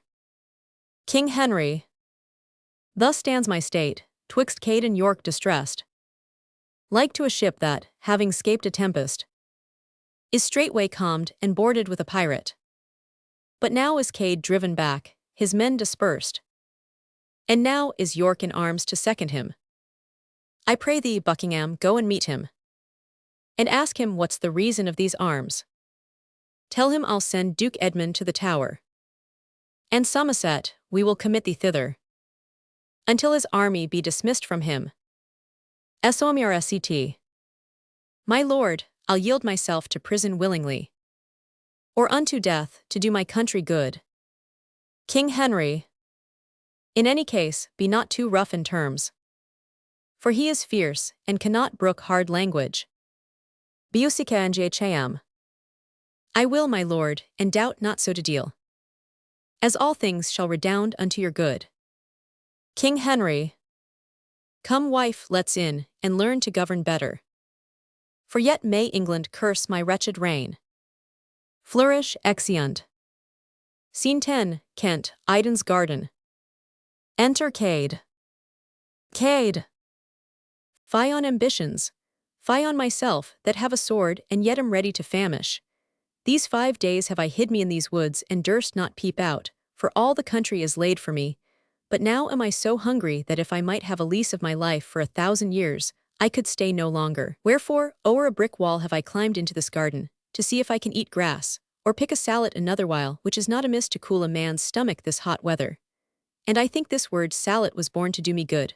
For many a time, but for a sallet, my brain pan had been cleft with a brown bill. And many a time, when I have been dry and bravely marching, it hath served me instead of a quart pot to drink in. And now the word sallet must serve me to feed on. Enter Iden and his men. Chapter 499, N. Lord, who would live turmoiled in the court, and may enjoy such quiet walks as these. This small inheritance my father left me contenteth me, and worth a monarchy. I seek not to wax great by others, waning, or gather wealth, I care not with what envy. Sufficeth that I have maintains my state, and sends the poor well pleased from my gate. Cade! Here's the lord of the soil come to seize me for a stray, for entering his fee simple without leave. Ah, villain, thou wilt betray me and get 1,000 crowns of the king by carrying my head to him, but I'll make thee eat iron like an ostrich, and swallow my sword like a great pin, ere thou and I part. Chapter 499, N. Why, rude companion, whatsoe'er thou be, I know thee not, why then should I betray thee? Is tea not enough to break into my garden, and like a thief, to come to rob my grounds, climbing my walls, in spite of me the owner? But thou wilt brave me with these saucy terms. Cade! Brave thee, I by the best blood that ever was broached, and beard thee too. Look on me well. I have eat no meat these 5 days, yet come thou and thy 5 men, and if I do not leave you all as dead as a doornail, I pray God I may never eat grass more. Chapter 499, N. Nay, it shall ne'er be said, while England stands, that Alexander Iden, an esquire of Kent, took odds to combat a poor famished man. Oppose thy steadfast gazing eyes to mine. See if thou canst outface me with thy looks. Set limb to limb, and thou art far the lesser. Thy hand is but a finger to my fist, thy leg a stick compared with this truncheon.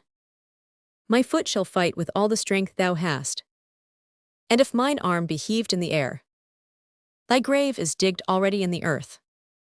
As for words, whose greatness answers words, let this my sword report what speech forbears. Cade! By my valor, the most complete champion that ever I heard, steel, if thou turn the edge, or cut not out the burly-boned clown in chines of beef ere thou sleep in thy sheath, I beseech God on my knees thou mayst be turned to hobnails. Here they fight, and Cade falls. Oh, I am slain, famine and no other hath slain me. Let 10,000 devils come against me, and give me but the 10 meals I have lost, and I'd defy them all. Wither, garden, and be henceforth a burying place to all that do dwell in this house, because the unconquered soul of Cade is fled. Chapter 499, N. Is't Cade that I have slain, that monstrous traitor? Sword, I will hallow thee for this thy deed, and hang thee o'er my tomb when I am dead. Ne'er shall this blood be wiped from thy point, but thou shalt wear it as a herald's coat, to emblaze the honor that thy master got. Cade! Iden, farewell, and be proud of thy victory. Tell Kent from me she hath lost her best man, and exhort all the world to be cowards, for I that never feared any am vanquished by famine, not by valor. Chapter 499, N. How much thou wrong'st me, heaven be my judge. Die, damned wretch, the curse of her that bare thee. And as I thrust thy body in with my sword, so wish I might thrust thy soul to hell. Hence will I drag thee headlong by the heels, unto a dunghill, which shall be thy grave, and there cut off thy most ungracious head, which I will bear in triumph to the king, leaving thy trunk for crows to feed upon. Act 5. Scene 1, Fields between Dartford and Blackheath. Enter York and his army of Irish, with drum and colours. York! From Ireland, thus comes York to claim his right, and pluck the crown from feeble Henry's head. Ring bells aloud, burn bonfires clear and bright, to entertain great England's lawful king. Ah, sancta majestas, who would not buy thee dear? Let them obey that knows not how to rule. This hand was made to handle naught but gold. I cannot give due action to my words, except a sword or sceptre balance it. A sceptre shall it have I a soul, on which I'll toss the fleur-de-luce of France. Enter Buckingham. Whom have we here, Buckingham, to disturb me? The king hath sent him sure, I must dissemble. Biusica and Cham. York, if thou meanest well, I greet thee well. York. Humphrey of Buckingham, I accept thy greeting. Art thou a messenger, or come of pleasure? Biusica and Cham. A messenger from Henry, our dread liege. To know the reason of these arms and peace. Or why thou, being a subject as I am, against thy oath and true allegiance sworn, should raise so great a power without his leave, or dare to bring thy force so near the court. York. Scarce can I speak, my choler is so great. Oh, I could hew up rocks and fight with flint. I am so angry at these abject terms. And now, like Ajax Telamonius, on sheep or oxen could I spend my fury. I am far better born than is the king. More like a king, more kingly in my thoughts. But I must make fair whether yet a while, till Henry be more weak and I more strong. Buckingham, I prithee pardon me, that I have given no answer all this while. My mind was troubled with deep melancholy. The cause why I have brought this army hither is to remove proud Somerset from the king, seditious to his grace and to the state. Biusica and Cham. That is too much presumption on thy part. But if thy arms be to no other end, the king hath yielded unto thy demand. The Duke of Somerset is in the Tower. York. Upon thine honour is he prisoner. Biusica and Cham. Upon mine honour he is prisoner. York. Then Buckingham, I do dismiss my powers. Soldiers, I thank you all, disperse yourselves. Meet me tomorrow in St. George's Field. You shall have pay and everything you wish. Exeunt soldiers. And let my sovereign, virtuous Henry, command my eldest son, nay all my sons, as pledges of my fealty and love. I'll send them all as willing as I live. Lands, goods, horse, armor, anything I have, is his to use, so Somerset may die. Biusica and Cham. York, I commend this kind submission. We twain will go into his highness' tent. Enter king and attendants. King Henry.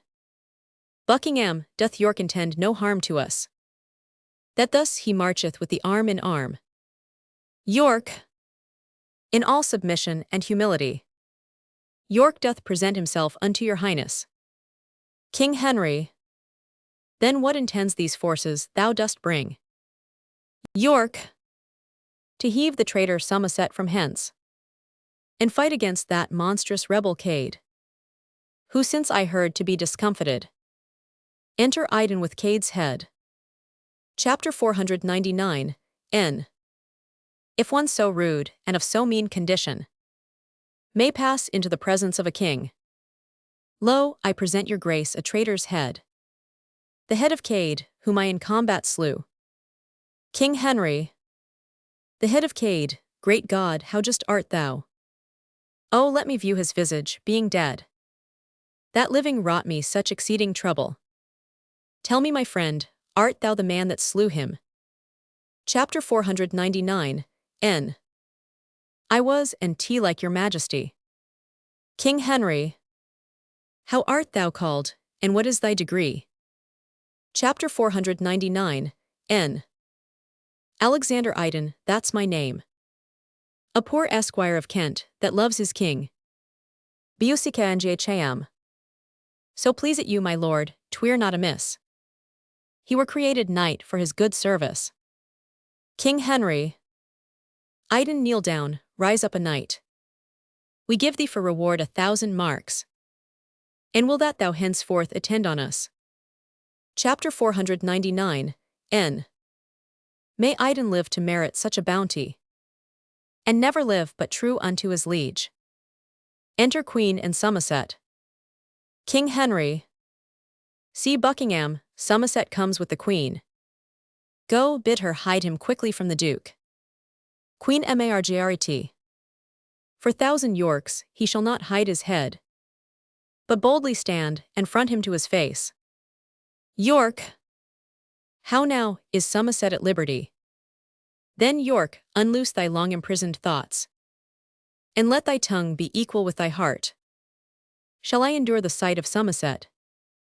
False king, why hast thou broken faith with me, knowing how hardly I can brook abuse? King did I call thee, no, thou art not king, not fit to govern and rule multitudes, which darst not know, nor canst not rule a traitor. That head of thine doth not become a crown. Thy hand is made to grasp a palmer's staff, and not to grace an awful princely scepter. That gold must round and girt these brows of mine, whose smile and frown, like to Achilles' spear, is able with the change to kill and cure. Here is a hand to hold a scepter up, and with the same to act controlling laws. Give place, by heaven thou shalt rule no more, o'er him whom heaven created for thy ruler. Somerset. O monstrous traitor, I arrest thee, York, of capital treason, gainst the king and crown. Obey, audacious traitor, kneel for grace. York! Wouldst have me kneel? First let me ask of these, if they can brook I bow a knee to man. Sirrah, call in my sons to be my bail. I know, ere they will have me go to ward, they'll pawn their swords for my enfranchisement. Queen Margaret. Call hither Clifford, bid him come amain, to say if that the bastard boys of York shall be the surety for their traitor father. Exit Buckingham. York!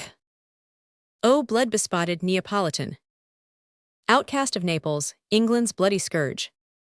The sons of York, thy betters in their birth, shall be their father's bale and bane to those that for my surety will refuse the boys. Enter Edward and Richard. See where they come, I'll warrant they'll make it good. Enter old Clifford and his son, Queen Margaret. And here comes Clifford to deny their bail. Chapter 151, F. Ford. Health and all happiness to my lord the king. York! I thank thee, Clifford, say what news with thee? Nay, do not fright us with an angry look. We are thy sovereign, Clifford, kneel again. For thy mistaking so, we pardon thee. Chapter 151, F. Ford. This is my king, York, I do not mistake. But thou mistakes me much to think I do.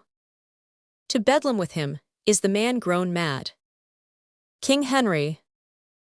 I, Clifford, a bedlam and ambitious humor, makes him oppose himself against his king. Chapter 151, F. Ford. He is a traitor, let him to the Tower, and chop away that factious pate of his. Queen Margaret. He is arrested, but will not obey. His sons, he says, shall give their words for him. York! Will you not, sons? Edward! I, noble father, if our words will serve. Richard! And if words will not, then our weapons shall. Chapter 151, F. Ford. Why, what a brood of traitors have we here? York! Look in a glass, and call thy image so.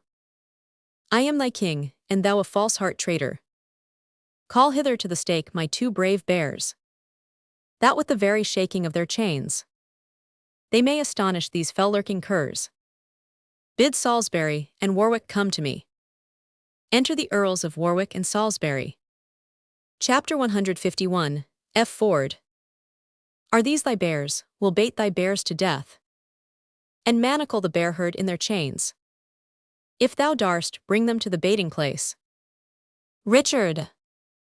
Oft have I seen a hot orining cur run back and bite, because he was withheld, who, being suffered with the bear's fell paw, hath clapped his tail between his legs and cried. And such a piece of service will you do, if you oppose yourselves to match Lord Warwick. Chapter 151, F. Ford. Hence, heap of wrath, foul indigested lump, as crooked in thy manners as thy shape. York! Nay, we shall heat you thoroughly anon. Chapter 151, F. Ford. Take heed, lest by your heat you burn yourselves. King Henry. Why, Warwick, hast thy knee forgot to bow? Old Salisbury, shame to thy silver hair. Thou mad misleader of thy brain-sick son. What wilt thou on thy deathbed play the ruffian? And seek for sorrow with thy spectacles? Oh, where is faith? Oh, where is loyalty? If it be banished from the frosty head, where shall it find a harbor in the earth? Wilt thou go dig a grave to find out war, and shame thine honorable age with blood? Why art thou old, and want'st experience? Or wherefore dost abuse it, if thou hast it? For shame, in duty bend thy knee to me, that bows unto the grave with mickle age. Salisbury. My lord, I have considered with myself the title of this most renowned duke, and in my conscience do repute his grace the rightful heir to England's royal seat. King Henry. Hast thou not sworn allegiance unto me? Salisbury. I have. King Henry. Canst thou dispense with heaven for such an oath? Salisbury. It is great sin to swear unto a sin, but greater sin to keep a sinful oath. Who can be bound by any solemn vow to do a murderous deed, to rob a man, to force a spotless virgin's chastity, to reave the orphan of his patrimony, to wring the widow from her customed right, and have no other reason for this wrong, but that he was bound by a solemn oath? Queen Margaret. A subtle traitor needs no sophister. King Henry. Call Buckingham, and bid him arm himself. York. Call Buckingham, and all the friends thou hast. I am resolved for death or dignity. Chapter 151, F. Ford. The first I warrant thee, if dreams prove true. Warwick. You were best to go to bed and dream again, to keep thee from the tempest of the field. Chapter 151, F. Ford.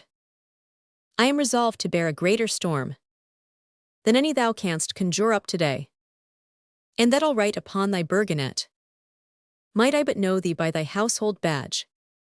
Warwick. Now by my father's badge, old Neville's crest, the rampant bear chained to the ragged staff, this day I'll wear aloft my burgonet, as on a mountain top the cedar shows, that keeps his leaves, in spite of any storm, even to affright thee with the view thereof. Chapter 151, F. Ford. And from thy burgonet I'll rend thy bear, and tread it under foot with all contempt, despite the bear herd that protects the bear. Young Clifford. And so to arms, victorious father, to quell the rebels and their complices. Richard.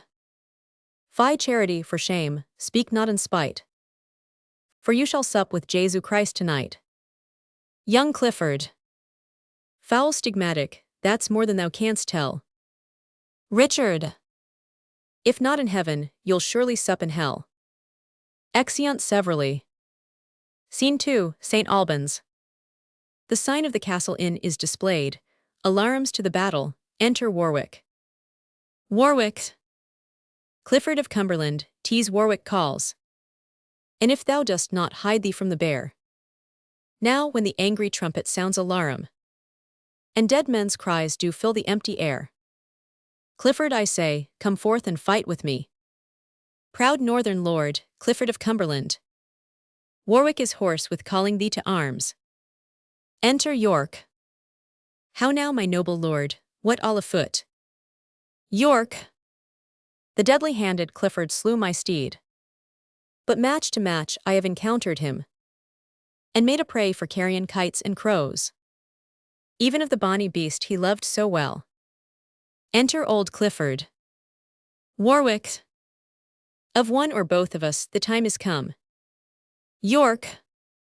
Hold, Warwick, seek thee out some other chase, for I myself must hunt this deer to death. Warwick. Then nobly, York, tease for a crown thou fight'st, as I intend, Clifford, to thrive today. It grieves my soul to leave thee unassailed. Chapter 151, F. Ford. What seest thou in me, York? Why dost thou pause? York! With thy brave bearing should I be in love. But that thou art so fast mine enemy. Chapter 151, F. Ford. Nor should thy prowess want praise and esteem. But that 'tis shown ignobly and in treason. York! So let it help me now against thy sword, as I in justice and true right express it. Chapter 151, F. Ford. My soul and body on the action both. York! A dreadful lay, address thee instantly. They fight, and Clifford falls. Chapter 151, F. Ford. La fin curan les ouvres. York! Thus war hath given thee peace, for thou art still. Peace with his soul, heaven, if it be thy will. Enter young Clifford. Young Clifford. Shame and confusion, all is on the rout. Fear frames disorder, and disorder wounds. Where it should guard, O war, thou son of hell, whom angry heavens do make their minister, throw in the frozen bosoms of our part hot coals of vengeance, let no soldier fly. He that is truly dedicate to war hath no self-love, nor he that loves himself hath not essentially, but by circumstance, the name of valor. Sees his dead father, oh, let the vile world end, and the premised flames of the last day knit earth and heaven together. Now let the general trumpet blow his blast. Particularities and petty sounds to cease, wast thou ordained, dear father, to lose thy youth and peace, and to achieve the silver livery of advised age, and in thy reverence and thy chair days thus to die in ruffian battle, even at this sight. My heart is turned to stone, and while 'tis mine, it shall be stony. York not our old men spares. No more will either babes, tears virginal shall be to me, even as the dew to fire. And beauty, that the tyrant oft reclaims, shall to my flaming wrath be oil and flax. Henceforth I will not have to do with pity. Meet I an infant of the house of York, into as many gobbets will I cut it, as wild Medea young Apsietus did. In cruelty will I seek out my fame. He takes him up on his back. Come, thou new ruin of old Clifford's house. As did Aeneas old Anchises bear, so bear I thee upon my manly shoulders. But then Aeneas bare a living load. Nothing so heavy as these woes of mine. Exit, bearing off his father. Enter Richard and Somerset to fight. Somerset is killed. Richard! So lie thou there. For underneath an alehouse paltry sign, the castle in St. Albans, Somerset, hath made the wizard famous in his death. Sword, hold thy temper, heart, be wrathful still. Priests pray for enemies, but princes kill. Fight excursions, enter king, queen, and others. Queen Margaret. Away, my lord, you are slow, for shame, away. King Henry. Can we outrun the heavens? Good Margaret, stay. Queen Margaret. What are you made of? You'll nor fight nor fly.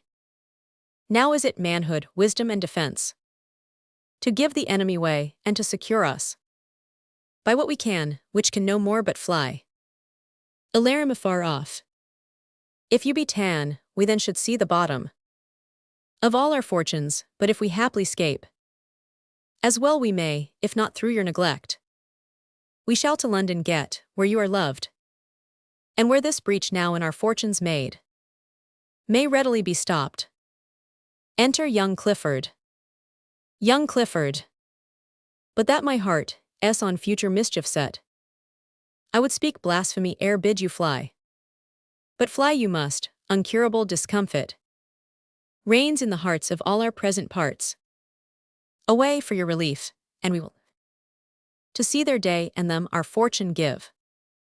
Away, my lord, away. Scene 3, Fields near St. Albans. Alarum, retreat. Enter York, Richard, Warwick, and soldiers with drum and colours. York. Of Salisbury, who can report of him? That winter lion, who in rage forgets aged contusions and all brush of time, and like a gallant in the brow of use, repairs him with occasion, this happy day is not itself, nor have we won 1 foot, if Salisbury be lost. Richard. My noble father. 3 times today I halp him to his horse. 3 times bestrid him, thrice I led him off. Persuaded him from any further act. But still, where danger was, still there I met him. And like rich hangings in a homely house, so was his will, in his old feeble body. But noble as he is, look where he comes. Enter Salisbury. Now by my sword, well hast thou fought today. Salisbury. By Mass, so did we all, I thank you, Richard. God knows how long it is I have to live. And it hath pleased him that 3 times today you have defended me from imminent death. Well, lords, we have not got that which we have. 'Tis not enough our foes are this time fled, being opposites of such repairing nature. York. I know our safety is to follow them. For as I hear, the king is fled to London, to call a present court of Parliament. Let us pursue him, ere the writs go forth. What says Lord Warwick, shall we after them? Warwick. After them, nay, before them if we can. Now by my hand, lords, 'twas a glorious day. St. Albans battle won by famous York shall be eternized in all age to come. Sound drums and trumpets, and to London all, and more such days as these to us befall.